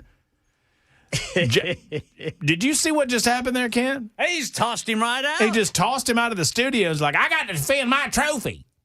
That's my Jackson impersonation. It's going to Dollywood. What'd you say it's going to ride the Wild Eagle? That's so weird. We're going to take pictures. You know, I'm getting a picture with Dolly, and you're going to be jealous. Dude, if you get a picture with Dolly Parton and that trophy, I will. I don't know what I'll do. Well, we'll just give him the trophy. You know, Dolly doesn't hang out at Dollywood every day, right? Cameron, that's where she lives. That's where she lives. Okay. Come on, dude. Got it. We try to tell the truth on this show. I don't know what y'all are doing over the Tennessee. Hashtag big if true. I mean, yeah. I mean, she lives, it's like Walt Disney. She lives in an apartment over the middle of the town, right? Yeah. Walt Disney lives in that big castle. No, he's frozen underneath it. Oh, no. The princess lives in the castle. That's Mario. No. That's the turtles. Those turtles live underground. We just made someone wreck their car. And they eat pizza. Their brains are just not able to process what's happening. And they're buddies with a rat. Yeah. Those turtles. His name is Splinter. Splinter. That's, boy, you never said the word Splinter around my grandpa. Mm-mm. You get out, you say split, and he's already got his pocket knife out. My grandfather was. You want to cut it out? Oh, big on. That's going to cause an infection. Give me that finger. And he would cut half your finger off. Right. Getting to it. I'm like, I think this is worse. But you don't have Splinter anymore. Got to come out. Splinter's got to come out of there. Splinter infections are the worst. They're rough. It's bad, but I think my grandpa, like, and this is, by the way, a pocket knife that I just saw him cutting off like a gas line, like a gas, like a hose from a fuel injection pump. Well, gas is good for being sterile. He's digging around in some sort of greasy hole, and now he's digging around in my finger with that same knife. Don't they just fester up and come out on their own? See, that's what I thought. Not according to my grandpa. You don't get that or far anybody. You don't let things just get infected and fester up, pop out. Blech. Well, as long as it's just clear liquid. That's technically what happens, I think, if you do leave them alone, Ken. Eventually, they'll work their way out of there. That's the body's way of saying we don't want you anymore. You could do that with a tick too, but it's not advised, You ever find a tick on you that's already attached? Oh yeah, man. It's hard to feel like a winner. No, when you've got a tick that's latched on. I sat behind a kid in the 7th grade. I thought it was just part of his ear. Oh, gross! No, Ken. It was a tick. Yes, sir. Did you help him? No. I just thought it was part of his ear. And you wouldn't pull off part of someone's ear. At what point in your life did you realize that it was a tick? It was a big old tick, because one day it wasn't there, and he said, what happened? And he said his grandpa pulled it off of him. With a knife. My boys and I are outside so much. Particularly if we go in the woods, we do tick checks, and man, you get ticks in some awful places. Yes, sir. Yeah, I mean they get in there, and if you can't find them, they get big. Yes, and the worst are what's called seed ticks. Yes. So they're the tiny ones that you just occasionally you'll feel them. They'll be like touching your hand, and you're like, oh, and they're itty bitty. What is that? Yeah. Oh, dang, that's a tick. That's a tick. Yeah, it's pretty normal. 3131 claims that they met Dolly in her apartment at Dollywood. I don't believe you. I don't believe you either. All right, Jackson. Yeah. You got the trophy there? I do. You ready to go? I'm ready to go. Let's make it happen. Let's do this. It is officially time. Nincompoops in the news. You know, I feel like the Wellness Institute of Nashville now brings you Nincompoops in the news on Super Talk 99.7 WTN because they brought us the big-time Nincompoop trophy. The trophy of the week is currently in the hands of one Jackson Williams, but the mic belongs to me, as I won Nincompoops yesterday with my incredible story about the fellow that said that the aliens had stole his let's just say vital fluids. Yeah. And that was a pretty good one. And now I take you to Florida. I feel like I'm going to steal this story from at least two of you. Probably me, because it's Florida, man. BMW? Oh, come on. Son of a biscuit eater. Oh, all three? It's a great story. After crashing a stolen BMW yesterday, a Florida man denied swiping the wheels, explaining to the police that he was actually, quote, teleported into the vehicle, according to the arrest affidavit. I love it. Investigators allege that Calvin Johnson, man, Calvin's gone on hard times. I was getting ready to say he was a big NFL receiver. Yeah, Megatron, wide receiver for the Detroit Lions, right? Well, apparently times is lean. Investigators allege that Calvin Johnson, not the same Calvin Johnson, 36, took the 2018 convertible while the car's owner was walking his dog at the Centennial Park in Ormond Beach. Johnson, cops say, rummaged through the unlocked BMW and found the keys in a cup holder. Can I just take a sidebar here and say the dude that left his keys in his car while he left his car and left the car unlocked, also a nincompoop? Yeah. Yeah. What a moron. Trust in God, but do what? Lock Verify. your car. Yeah. Lock your car. Trust in God, lock your car. Yeah. In short order, Johnson apparently got the car over 100 miles an hour and crashed the vehicle in a single vehicle accident. Passing motorists extracted him from the totaled automobile. When cops arrived at the crash scene, Johnson told the police officers of his purported teleportation. He made a passing reference to X-Men and told the officers, "You saved me from the aliens." Johnson was then transported, not teleported, but transported to a local hospital where he was placed under guard. He will be transferred to the county jail upon his release from the Halifax Hospital Medical Center. Johnson has been charged with grand theft auto, a felony, driving on a license that was suspended. Bond has been set at $2,600. He has an extensive criminal record, might expect that, including convictions this year for trespass, obstruction, loitering, resisting, grand theft, for stealing a $1,500 bicycle. Asked why he stole the bike, Johnson answered, "I just felt like it." In this case, however, he says that he did not steal the BMW, that he was teleported inside of it. It's common. You hadn't had that happen to you? Not any time recently. I was teleported into a Wendy's bathroom 3 weeks ago. What happened in there? Nothing. I just went home. All right, and that's my nincompoop story. It's good. Cameron, you want to go next? Yes, I do. Okay. Have y'all done the Worth Avenue merch animal one? Not to my knowledge. This is a good one. All right. So Worth Avenue in Palm Beach, Florida is a very, very high-end shopping area. Mm-hmm. It became the backdrop of a disturbing social media stunt last month, according to Palm Beach police, after a man filmed himself cutting open and biting into a dead hog near the town's landmark clock tower. Ew. Jonathan Houston, 27, of Clewiston, was arrested and charged with misdemeanor criminal mischief. Witnesses thought it was a dog. The incident began around 9:45 when a woman called 911 after seeing what she believed was a man cutting open a German Shepherd on the sidewalk. Goodness. According to the arrest affidavit, the witnesses told investigators she saw the animal's torso cut open and blood spilling onto the walkway. Police later determined the animal was a hog, not a dog.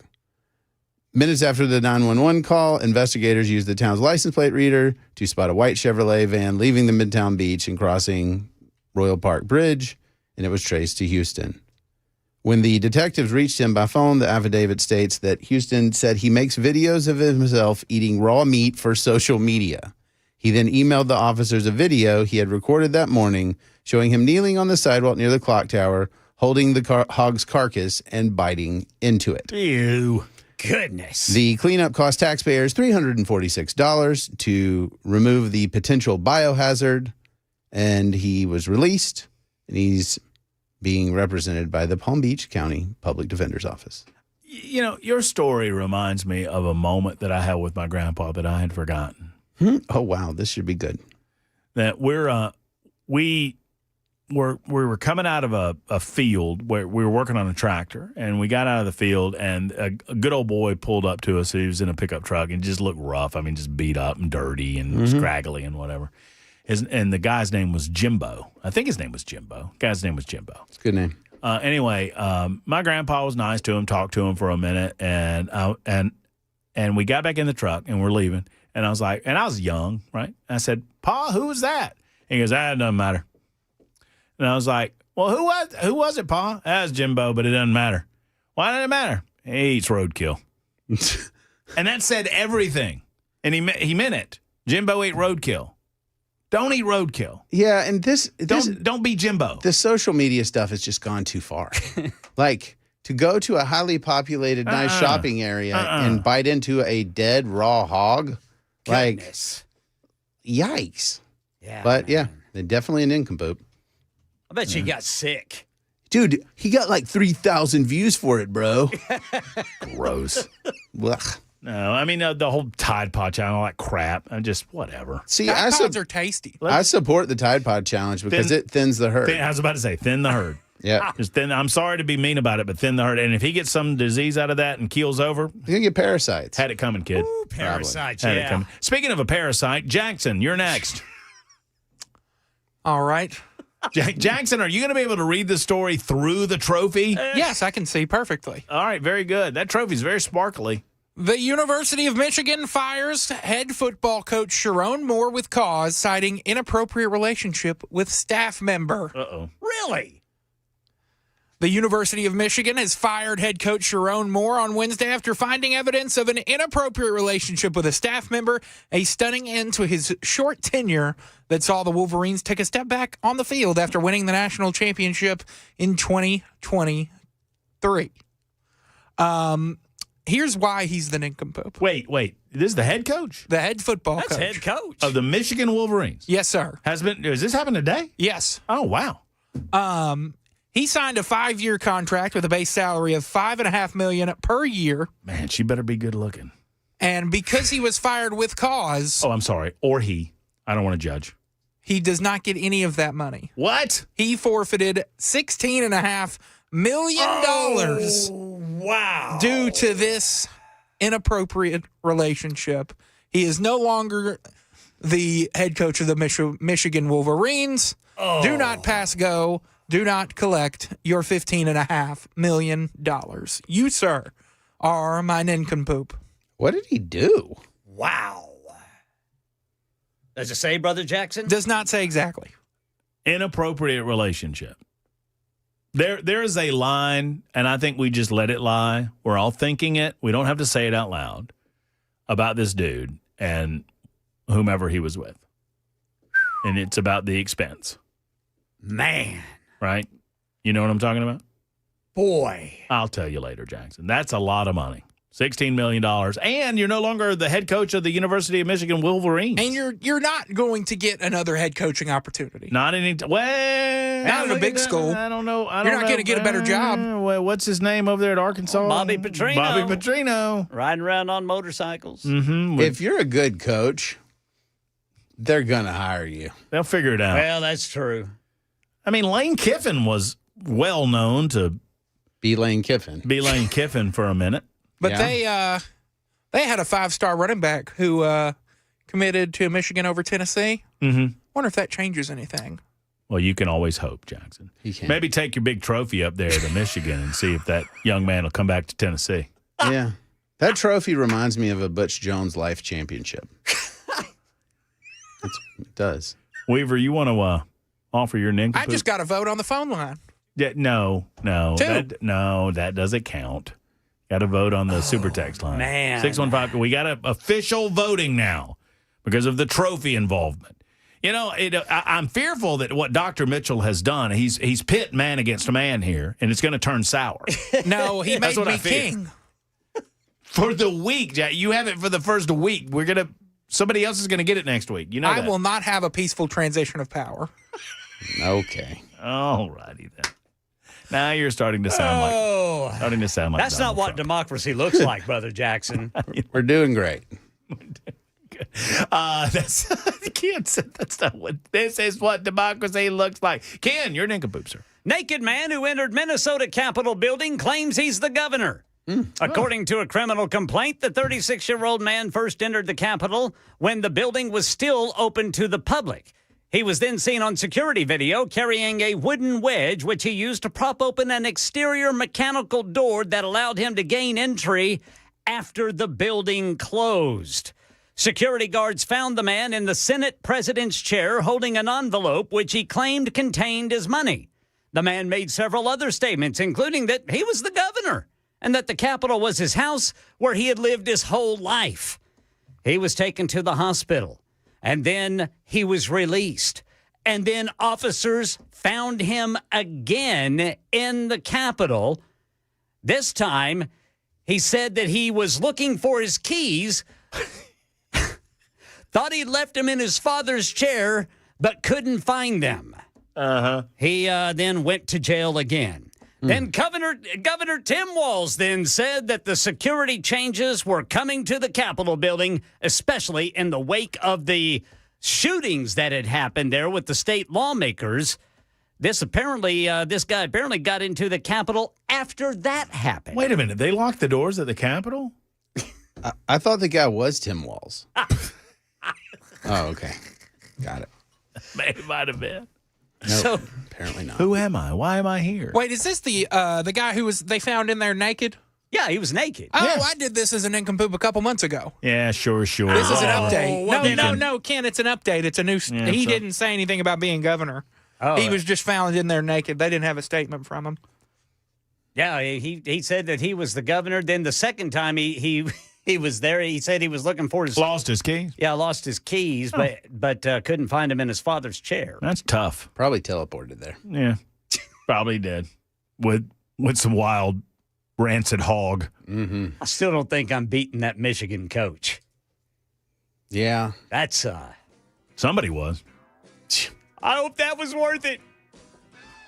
That was a good one. Let me tell you, it was not worth it. No. Definitively not worth it. I've embarrassed myself. That's So is he. impossible. So I know that's not true. 55 after the hour, you get to vote on who you want to be the big winner and potentially the winner of the Wellness Institute of Nashville's Nincompoop of the Week Award. Super Talk 99.7 WTN, 615-737-9996. Back after this.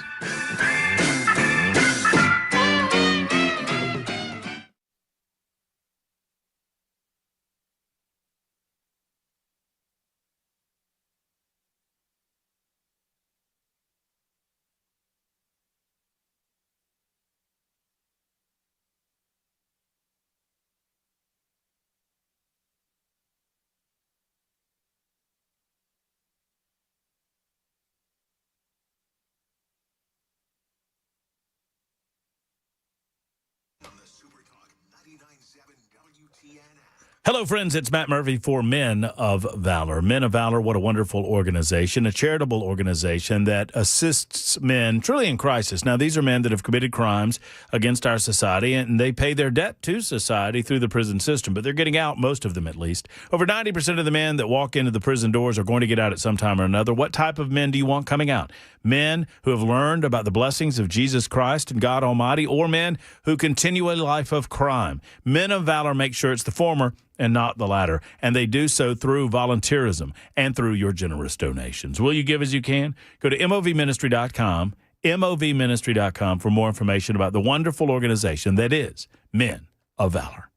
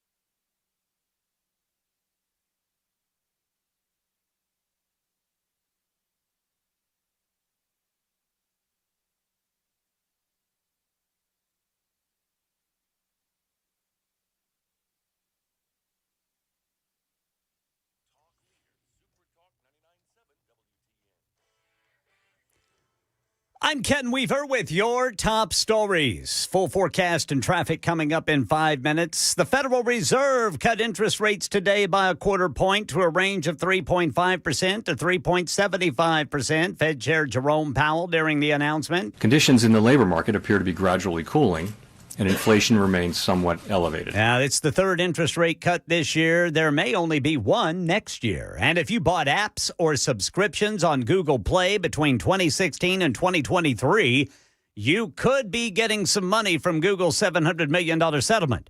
Most payouts are automatic through PayPal or Venmo, starting around $2, but heavy spenders could see $10 or $20 or even more, depending on their purchases. Watch for notifications tied to your Google account. And if you don't get paid, they say there's a supplemental claims process that'll open soon, and you can file for one there. A Nashville woman suing the state of Tennessee after being fired over a Facebook post criticizing conservative activist Charlie Kirk after his murder. She said Kirk was a, quote, white supremacist. Monica Weeks, a longtime state employee and Army veteran, says her comment was protected free speech. The Department of Commerce and Insurance claims her post brought the agency into disrepute. Meeks is asking for reinstatement and damages in the federal lawsuit. And shopping app Instacart coming under fire for changing the price of the goods people buy, even if they're shopping for the same thing in the same place. The study, a joint venture between Consumer Reports and Groundwork Collaborative, found that prices for common grocery items like eggs, crackers, and peanut butter rose by as much as 23%. We get more from ABC's Elizabeth Schultze. In total, 3/4 of all of the grocery items were offered at different prices. So I spoke with one of the researchers who said what's happening here is that Instacart is basically using AI to make those price changes in real time. It's trying to test how much it can raise prices before customers take something out of their cart. Instacart says they have used the AI price modeling, but said it's only for the short term. That's the latest news. Traffic and weather next. I'm Ken Weaver, WTN News.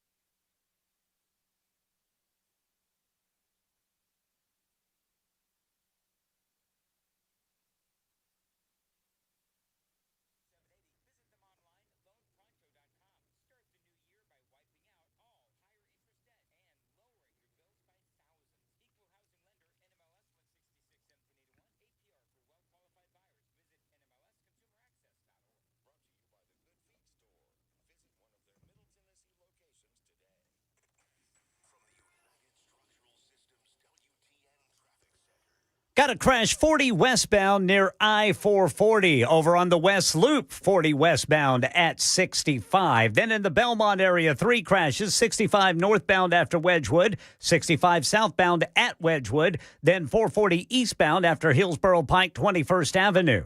And 65 northbound at Rosa Parks Boulevard got a crash. Smyrna, 24 eastbound off-ramp to Almaville Road. And then the left shoulder's blocked, 24 westbound near Sam Ridley Parkway. I'm Ken Weaver.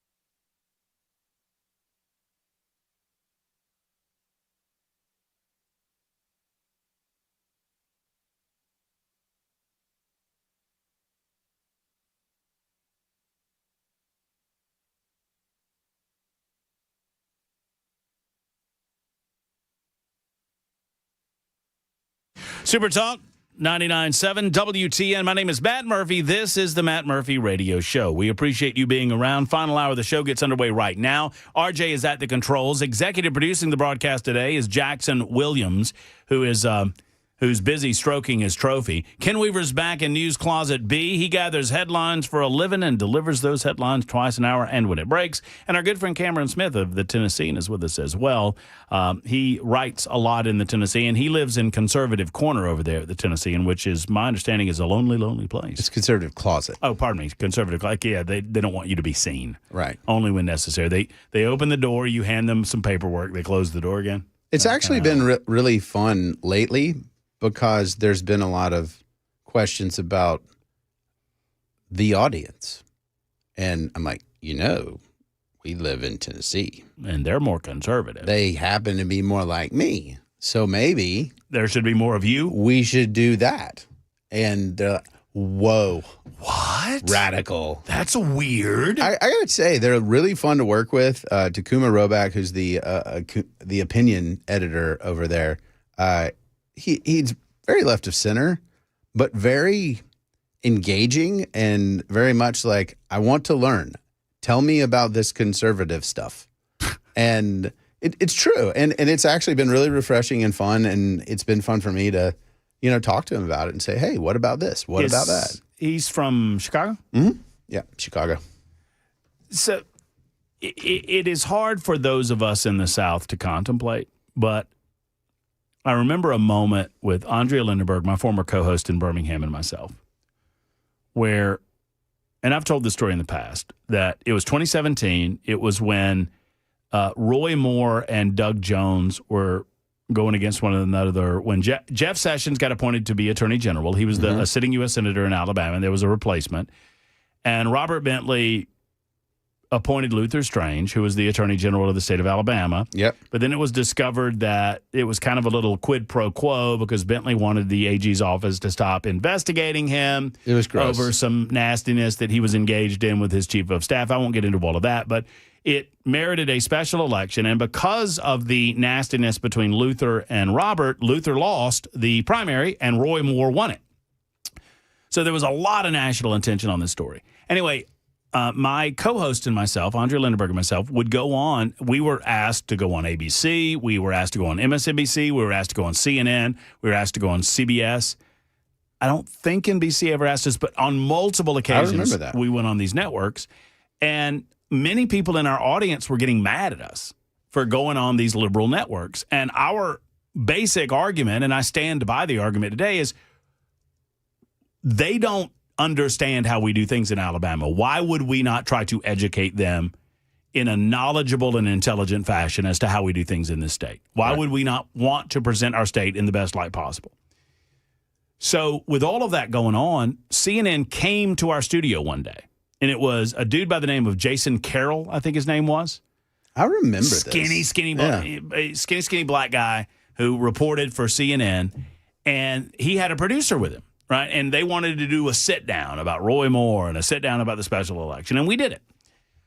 Well, during one of the breaks, we're talking to the executive producer, and Ani said, we are getting hell for going on your network.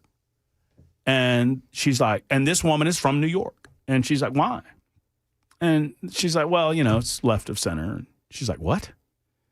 She said, well, you're left of center. And she's like, no, we're not. So it began a discussion, and this woman was not putting on. She legitimately believed that CNN was straight down the middle. Yeah. And I'm like, this is a different planet that y'all live on if you think that we think you're straight down the middle. And so I'm not saying that your guy at the Tennessean is that way, but, there are parts of the world where people think they're conservative, and if they came to us and they presented their values and their views, we would be like, you're not conservative. But that's what I love about Takuma is he's willing to learn. He recognizes that I'm returning to, he started his early career in this area and then came back from Chicago, and he's like, I want to learn. I want to build relationships. I want to understand. And I think he's going to do a really good job of engaging and wanting to make sure everybody's got a seat at the table to talk. And we were talking about all kinds of different people that we want to engage and bring in, because I think one of the cool things about the Tennessean right now is, hey, we want voices at the table. We want to have the conversations. We want to have conversations that are interesting to everybody. And I think, we have a lot of interesting conversations on the station. Right. And that's what people are interested in right now. Well, let me, how big is the closet? I'll come in. I don't want to. I'm not really a conservative, but I love you. Do they have a little itty bitty libertarian? I love you. Like I just don't bucket? want to be stuck in a closet with you. No, because then we'd have to come out and it'd be weird. Yeah. If we both come out of the closet at the same time. And then it's weird. It's weird. By the way, speaking of weird, I don't know if y'all have seen it over there in the control area, but I cannot believe the number of people that are voting for you, Jackson. It is ridiculous. Hey, Matt, if Ken needs to break the glass to get that trophy away from Jackson, I'll get him a new glass panel. I like that. As much as I hate to say it, Percy Jackson, that's some reference that I don't get, but so be it. The trophy thief. Jackson? Huh? Percy Jackson? It's a book series, TV series. Yeah, my kids like it. Anyway, as much as I hate it, Percy Jackson, the trophy thief, has to get the vote. The Michigan coach is a moron. Joker Jackson. I vote Jackson. That's one expensive prostitute. With all due respect, it's a slam dunk. Do the right thing, and the three of you need to concede to Jackson right now. Coach, I can't keep... Oh, I can't say that on the radio. Oops. I think that's a vote for Jackson as well. I'm voting like a Democrat, so I'm voting for Jackson 10 times. Go Vols. See, I think these people are voting for you because they're hopeful that they can flip a commitment because the Michigan coach lost. Jackson wins. It proves men do not think with their brains. One vote for truffle butter. I mean, it keeps going. I got a couple of votes here, and I think Ken's got a couple of votes here, but I don't really think this is very close. There was another comment. Nah, it's too far down. There was another comment about Jackson and his trophy that I can't find right now, but it was pretty funny. All right, so Jackson, it looks like you will win today. Feels like 98. Yes, you were not born in 1998, but I'm certain that you can reflect on that with some of your elders about how it did actually feel when the Tennessee Volunteers were champions of the world. Andy Ogles, Congressman, 5th Congressional District. Yep. Does Andy Ogles have a point regarding his back and forth?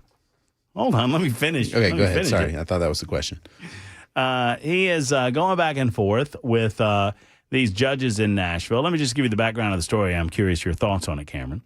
Ogles is frustrated, as many of us are, regarding some of the law-breaking that's happening in our community, particularly law-breaking of a violent nature.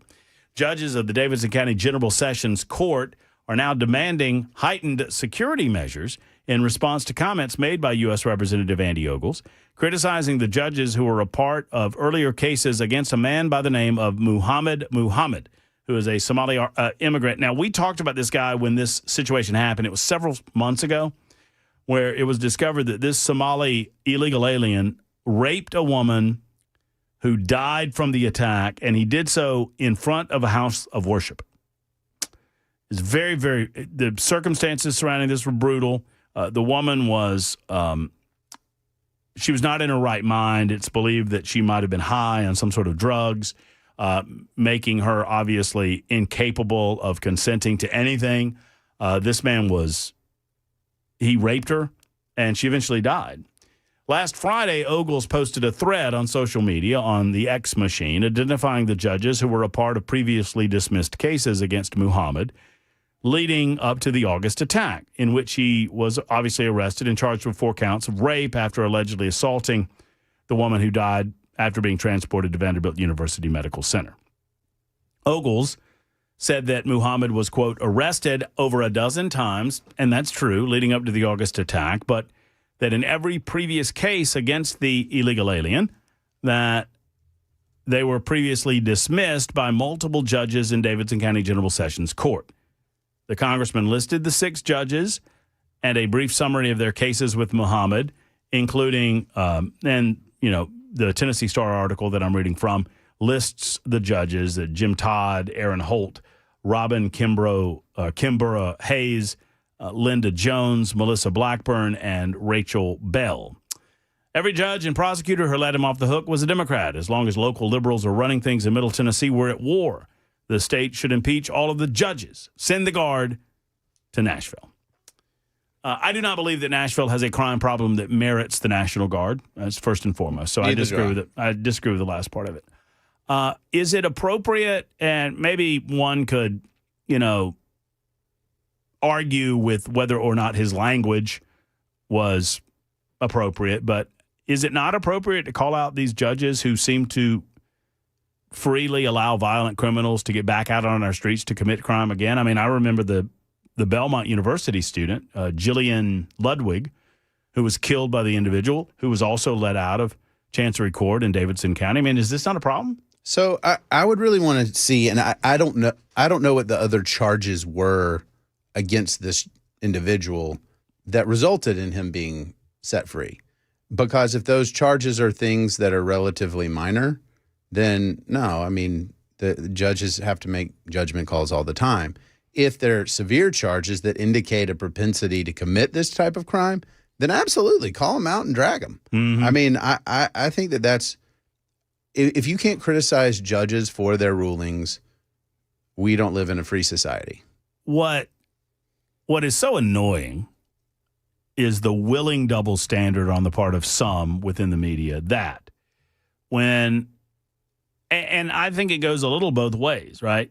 When there was some intentional doxing of Supreme Court justices based on some of the rulings that they had engaged in, supporting of Donald Trump policy. You know, the stuff that Chuck Schumer said about Chuck Schumer said these things about, you've unleashed the whirlwind. And then that led to heightened security measures around the Supreme Court justice. Now, obviously, a Supreme Court judge and a Chancery judge, two very, very different things. But this pearl clutching is just insufferable.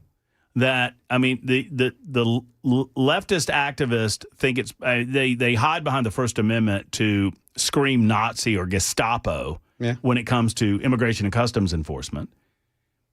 And I certainly have never suggested that they should be stopped from what they're doing because they do have First Amendment opportunity there.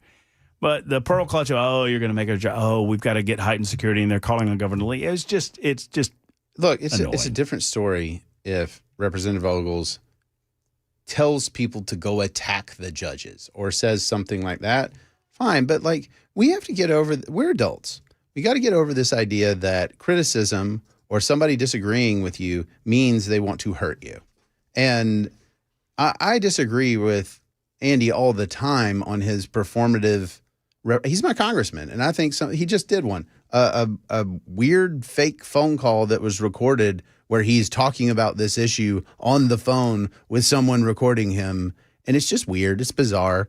But I think he's probably right here, that if he wants to criticize them and say, hey, you guys let him go, well, we need to look at why they let him go.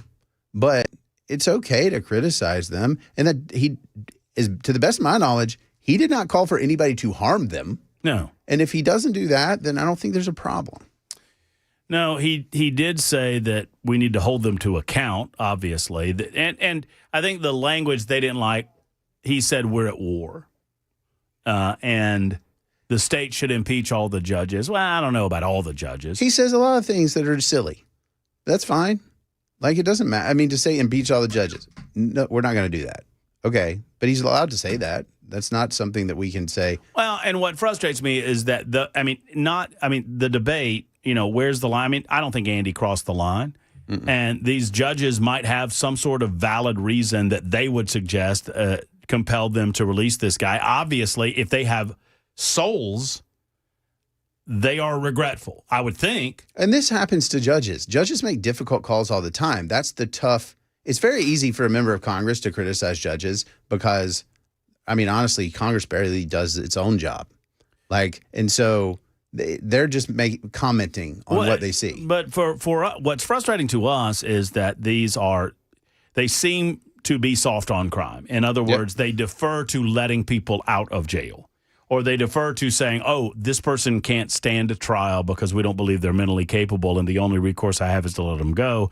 And then, a month later, they've shot and killed a girl. Yeah, and I think now somebody's dead, and you can't come back from that. Agree with you, and I think there's a lot of things that contribute here, particularly with the mental health component. Like I'm sorry, folks, but we need to have asylums again. Yes, I mean we need to have places for folks who are severely mentally ill with nobody to help them to go and be safe, and the rest of us be safe. Look. The homeless population, generally speaking, it's comprised of a lot of different components. But there is a significant component of the homeless population that need to be somewhere. Yeah. And I don't understand why we have gotten afraid to say that. Yeah, well, we're afraid that asylum is a dirty word or something. You can call it whatever you want to call it. But my point is, I care about the safety of those individuals and the safety of the public. And so I'm not saying that you lock them up and throw away the key, but get them some help. I mean, my tax dollars can go to that. I support that because when you're downtown Nashville and you see some of the things, it's tragic, it's awful, and it's potentially dangerous. So, I mean, that's one of the things we need to discuss. Well, but, I can respect, and I see you over there. 1313 says, come on, guys, these are not difficult decisions for the judges. Look, I see you over there, and I get it. I understand that. And hindsight's easy to say that. At the same time, what I want is if those judges do suggest that the previous decision was a more difficult one, it was more of a coin flip decision, and then someone goes on to kill people, well, clearly you made the wrong decision based on the act. At very least, should we not expect that those judges are going to be called out on it? At very least, are we not going to hold their record to account when it's determined whether or not they can continue as a judge? If you make a lot of these decisions and you seem to be falling on the bad side of these decisions regularly, and it's always a soft on crime decision, at some point you need to not be a judge anymore. And voters should look at that and say, hey, how'd you rule? But for example, if these are misdemeanors like drunk in public and, even like petty theft or something, I can absolutely see a judge saying, the taxpayer doesn't need to carry the burden of keeping you incarcerated. You're going to pay a fine or something, and I'm going to let you go. Because if somebody's drunk in public, that doesn't mean they're going to rape and murder someone. I can't remember. We talked about this, and I read a rap sheet of this dude, and the rap sheet of the dude was long. But most of the crimes were misdemeanors. Most of the crimes were like criminal trespass or public and disorderly or whatever. But there were a few that were like felony assault. I mean, there was one I want to say was felony assault. I mean, there were a few that were a little more hardcore. So I can't remember the specifics. But bottom line is this. We can agree that Andy reaches the level of performance, for my taste, too often. But I think he's 100% right on this, that it's perfectly permissible to call people out that regularly side with the criminal behavior it feels as opposed to the citizen that could be harmed as a result of releasing. And don't make something it's not. When Andy says hold them accountable, that's the electoral process. That's hey, we shouldn't keep voting for these folks. We shouldn't keep supporting these folks when they're making bad decisions. That's a reasonable thing to say. 25 after the hour, Super Talk 99.7 WT and Cameron Smith, Matt Murphy with you. We'll be back in a moment on Super Talk.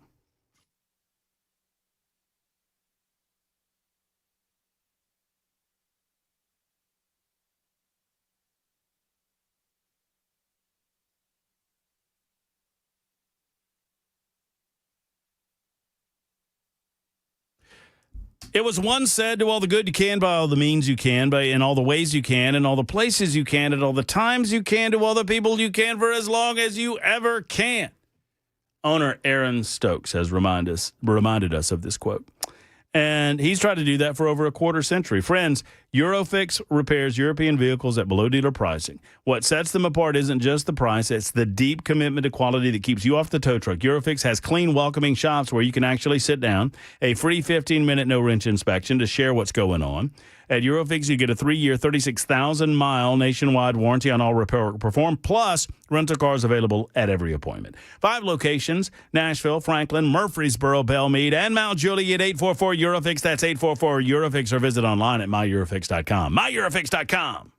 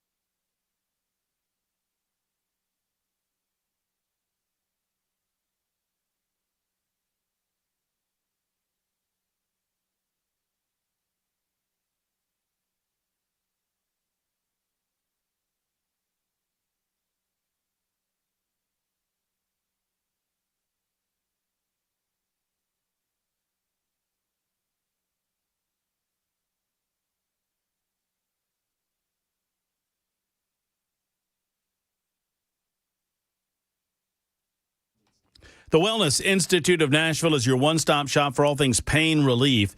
And friends, the Big Daddy Trump special is ongoing. It's a $12 special for a comprehensive examination, x-rays if needed, a well-explained diagnosis, and your first treatment. Friends, you can't beat this special. $12. And Dr. Mitchell and Dr. Ashley, the rest of the team at the Wellness Institute of Nashville, they beg of you to come in if you are in pain in any way. And that's how they're doing it with $12, the Big Daddy Trump special. Back pain, neck pain, knee pain, hip pain, sciatica, because they believe that they can alleviate that pain without having to have you rely on painkillers or spinal injections, and obviously not consider surgery.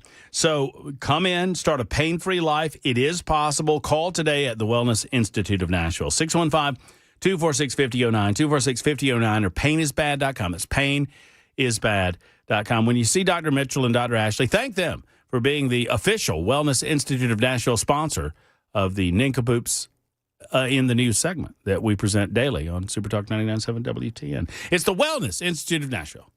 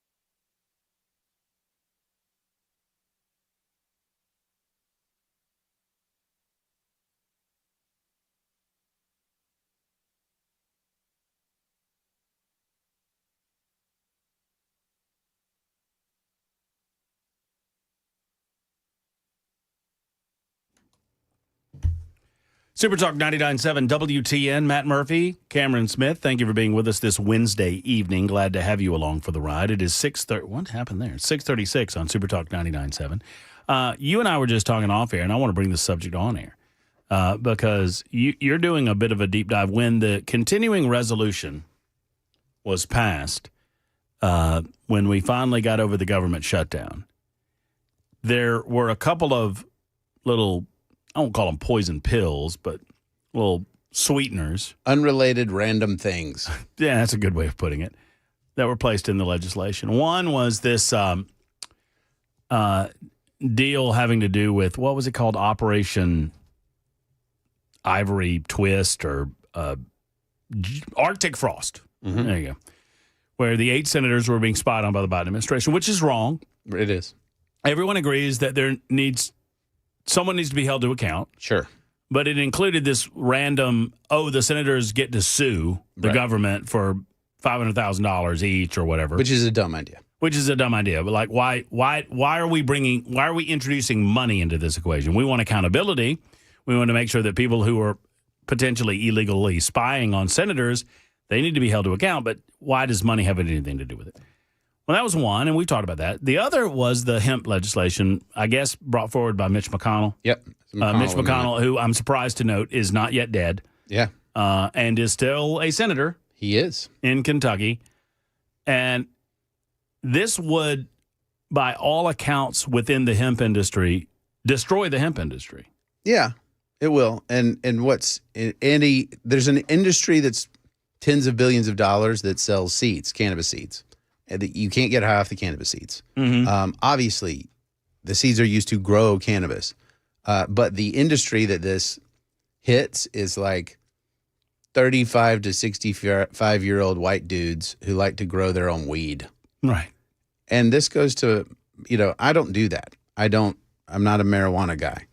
But as a taxpayer, I don't care if you want to grow, and I don't care how potent it is. If you want to grow marijuana at home and smoke it, eat at it, home, whatever, at home. Yeah. None of my business. I don't you're care. grown up.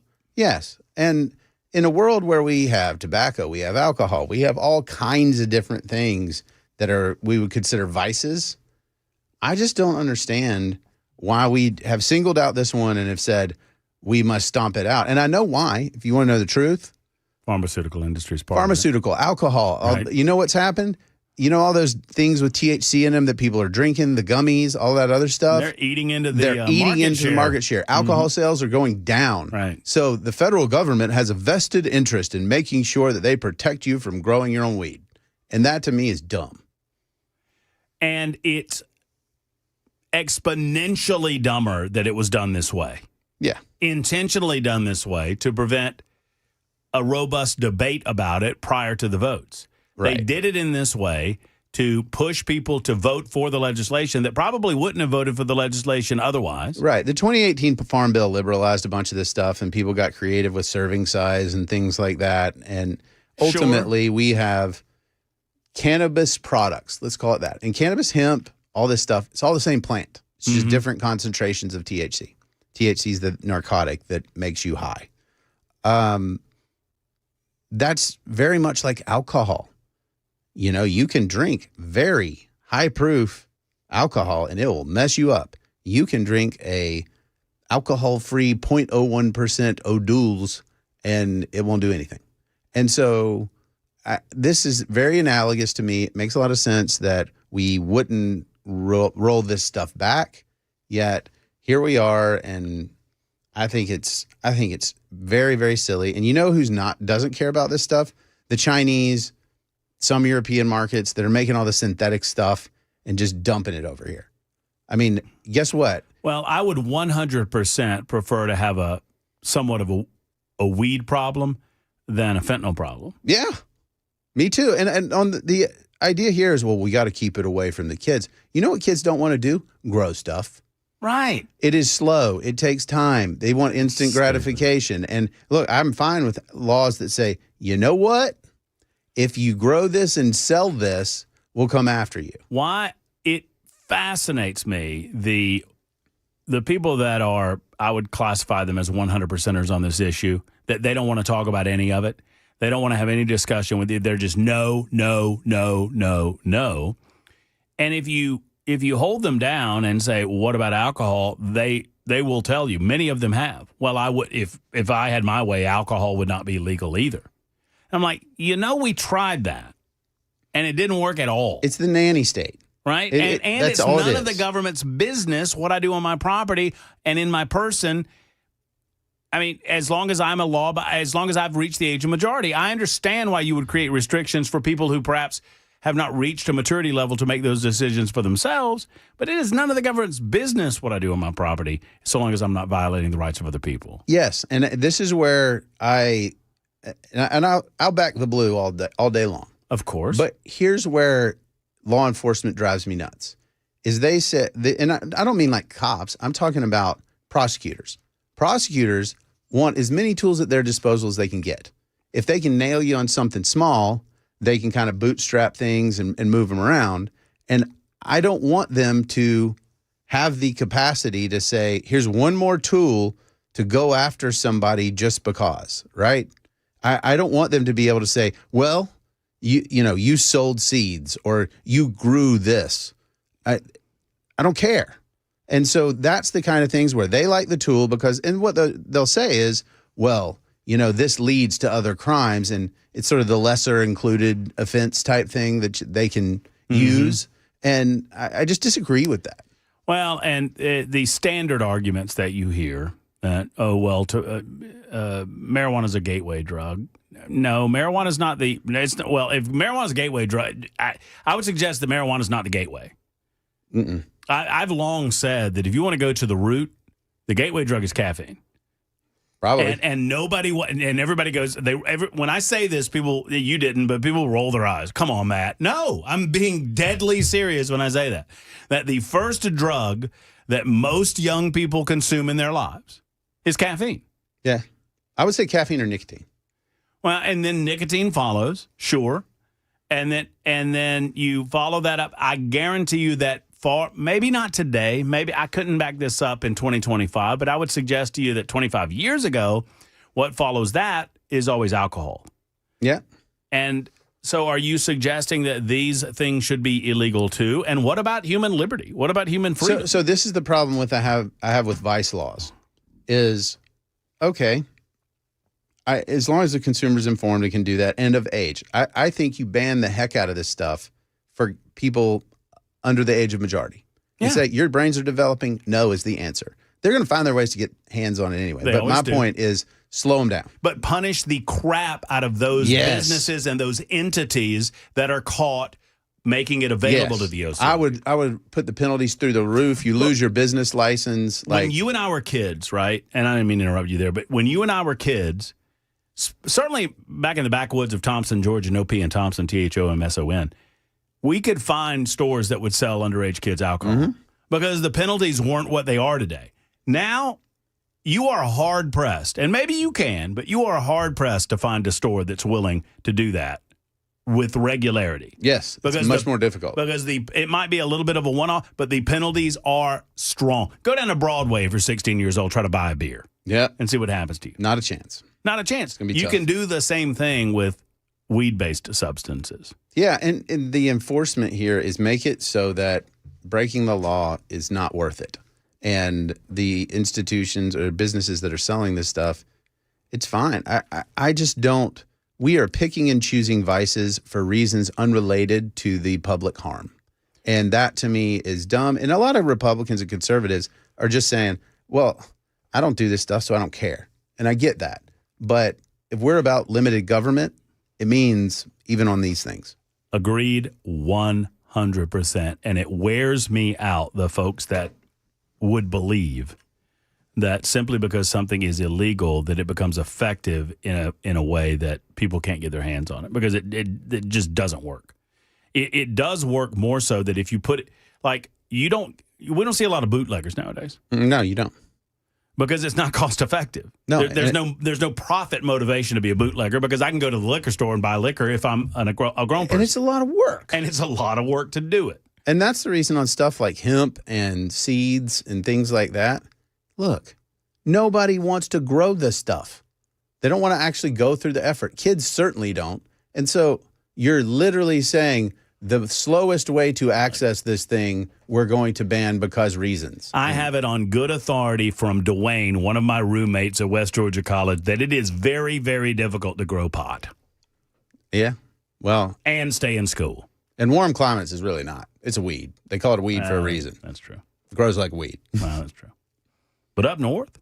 It's cold. You got to have grow boxes. Yeah, you got to have lights. It's expensive. High electric bills. Spray, whatever they're spraying on it. I don't know what they're spraying on. I look, I'm a conservative hippie. I love to grow stuff. And I think the fact that somebody wants to grow something for their own consumption, go for it. Knock yourself out. 5637 has a contrarian point of view, saying, yes, weed is a gateway to harder addictive drugs. We're raising 3 grandkids due to heroin. You really think mommy and daddy started their addiction journey by sticking a needle in? No, I don't think they started. If you do, you're an idiot. Well, you don't have to call anybody an idiot. 5637, no. I do not believe that mommy and daddy started their addiction journey by sticking a needle in their arms. I also don't believe that mommy and daddy started their addiction journey by buying a bag of weed. Right. The point is they started somewhere else. Maybe they started their addiction journey with alcohol. Maybe their addiction journey started with cigarettes. Maybe their addiction journey started with caffeine. I almost guarantee that it did, because caffeine is a stimulant and it is very addictive. Sugar. So, I mean, sugar is another example. So the point is, why are we picking weed as the outlier? Because the industries that have a competitive stake are supporting that. And Betty makes a good point. She said, y'all have lost your minds. I'm extremely allergic to marijuana smoke. I don't want Tennessee to become the next Colorado. Amen. I agree. But in that instance, the activity is harming other people. Right. If they're at their house, no. Like, if they're at their house, it doesn't bother you. And by the way, the what they have made illegal in a lot of ways involves no smoke whatsoever nowadays. You know, gummy edibles or those drinks that have the low amounts of THC content. That some of these drinks, and I've had a few of them, they mirror the effects of like a glass of wine. Mm-hmm. Right? That's kind of the impact. I mean, you're not like, slobbering all over yourself. I mean, they just, and they're designed to have an amount of THC in them that would do that. Yep. So it is replicating what it would be to drink, a high gravity beer. And you know what's funny? Guess how many people, and this is DEA information, how many people have overdosed on THC? Zero. How many people have died from alcohol poisoning? A lot of them. A lot of them. Marijuana is psychologically and physically addictive. I mean, I don't know. It's certainly psychologically addictive. I'd agree with that. Betty writes in and says, I've not heard you discuss that marijuana is addictive. There's a lot of things that are addictive. Yeah. I mean, but that doesn't mean that the government should get involved in dictating to us what we're allowed to put in our bodies based on its addictive nature. And that is up to us. There's something called personal response. Y'all, you have to be personally responsible for yourself. Why do you want the government to act as mommy and daddy to tell you, no, you can't do that, no, you can't do that? That's not freedom. So the most common addictive thing in the world right now is sugar. Sugar literally creates addictions, give you dopamine hits, all the same type stuff. And yet I think most of you would not say that, the government should ban Reese's. I mean, of course not. Oh, well, that's silly. Well, then why should the government... Why is that silly? Why should the government ban other things? Well, if you say the government banning sugar is silly, then can you not understand why Matt Murphy would think that banning weed is silly? It's the same concept. Yes. Right? So you think, banning sugar is silly. Why do you think that? Sugar's addictive. Sugar leads to obesity. Obesity leads to death. And obesity leads directly to death. So, and it harms other people in society because my medical bills go up because fat people have to go to the doctor and fat people die quick. I mean, you have to pay for it. You have to pay for it. So don't tell me that, eating a bunch of sugar is not impacting society. It certainly does. Yeah.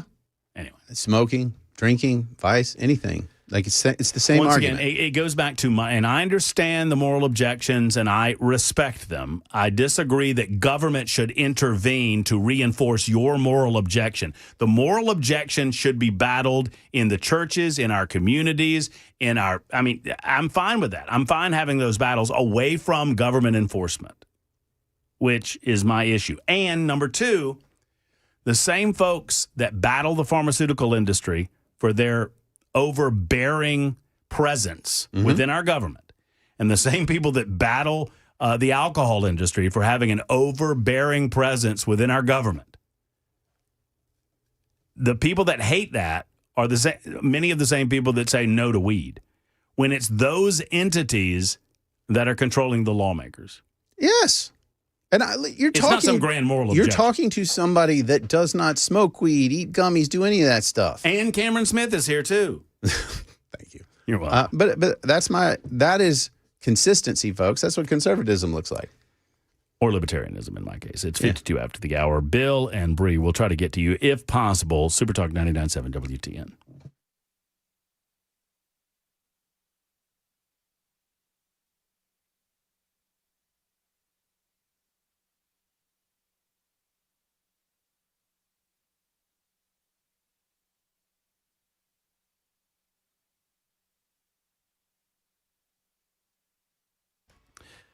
Hello, friends. Matt Murphy for Nashville Safe House. You can go online at NashvilleSafeHouse.com, and you can see most of the safes that are at Nashville Safe House. Well, I say most. probably half, maybe not even half, maybe a quarter, because they've got so many. There's like 600 safes to include about 200 on the showroom floor in their shop on 4th Avenue South and another 400 or so in their warehouse. They have the right safe for you. It's the holiday season. Rebates galore at Nashville Safe House. They've got discounts galore as well. Walk into the lobby, see the Murphy special, see Donald Trump, see the biometrics, and then walk into the beautiful showcase area, and you'll see more safes than you've ever seen in your life. It's Nashville Safe House across the street from City Cemetery. Go see Mark and his team. Jill's the real straw that stirs the drink over there. Say hello to her when you say hello to Nashville Safe House. Go to NashvilleSafeHouse.com or 4th Avenue South in Nashville.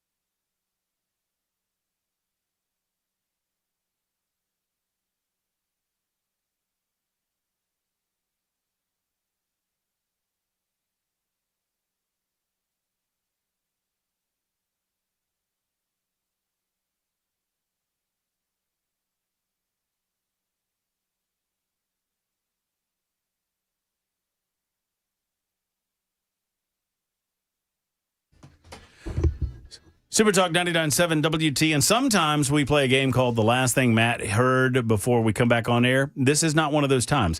It is 57 after the hour, 58 after the hour right now on Super Talk 99.7 WTN. Bree has a thought on the gateway drug experience. Hello, Bree. Hi, how are you? Good. So I don't think weed is the gateway drug. I definitely think it would be more sugar. Okay. I wish people understood it a little bit more. We have THC, CBD, and CBN receptors in our brains, so we're meant to receive it in some capacity. I don't necessarily think we're meant to smoke it. And it's the same kind of like with nicotine. We also have nicotine receptors in our brain, so we're meant to have it in some capacity. I don't think the capacity we have now necessarily what we're meant to have. If that makes any sense. Yeah, no, I mean, look, a lot of people are suggesting that sugar is the ultimate gateway drug, and I don't know that I would necessarily, Bree, thank you. I don't know that I consider, I mean, sugar is also glucose. Are we talking about refined sugar? Yeah, I would argue that refined sugar, like just getting it from natural sources. Not like the sugar that you get from a peach. Yeah, I mean, it's the same stuff, but the concentrations are, it is a manufactured product. Sure. Okay, and the manufacturer of refined sugar is a gateway drug. I would agree with that. You drink a Coke. Oh, my goodness. I had a real Coke for the first time in like 4 years. Woo. Lord. It's like drinking syrup. You get the sugar shakes. Freaky deaky. All right, that's going to wrap it up for us. Cameron, thank you. You're welcome, buddy. I appreciate you. Jackson, congratulations on your victory today, and congratulations on your little trophy. We'll see what we can do about wrenching that from your cold, dead hands. Thank you to Ken Weaver. Thank you to RJ for controlling the experience, and thank you. We'll be back tomorrow for a Thursday edition. Until then, have a wonderful evening. Hug your loved ones. So long, everybody.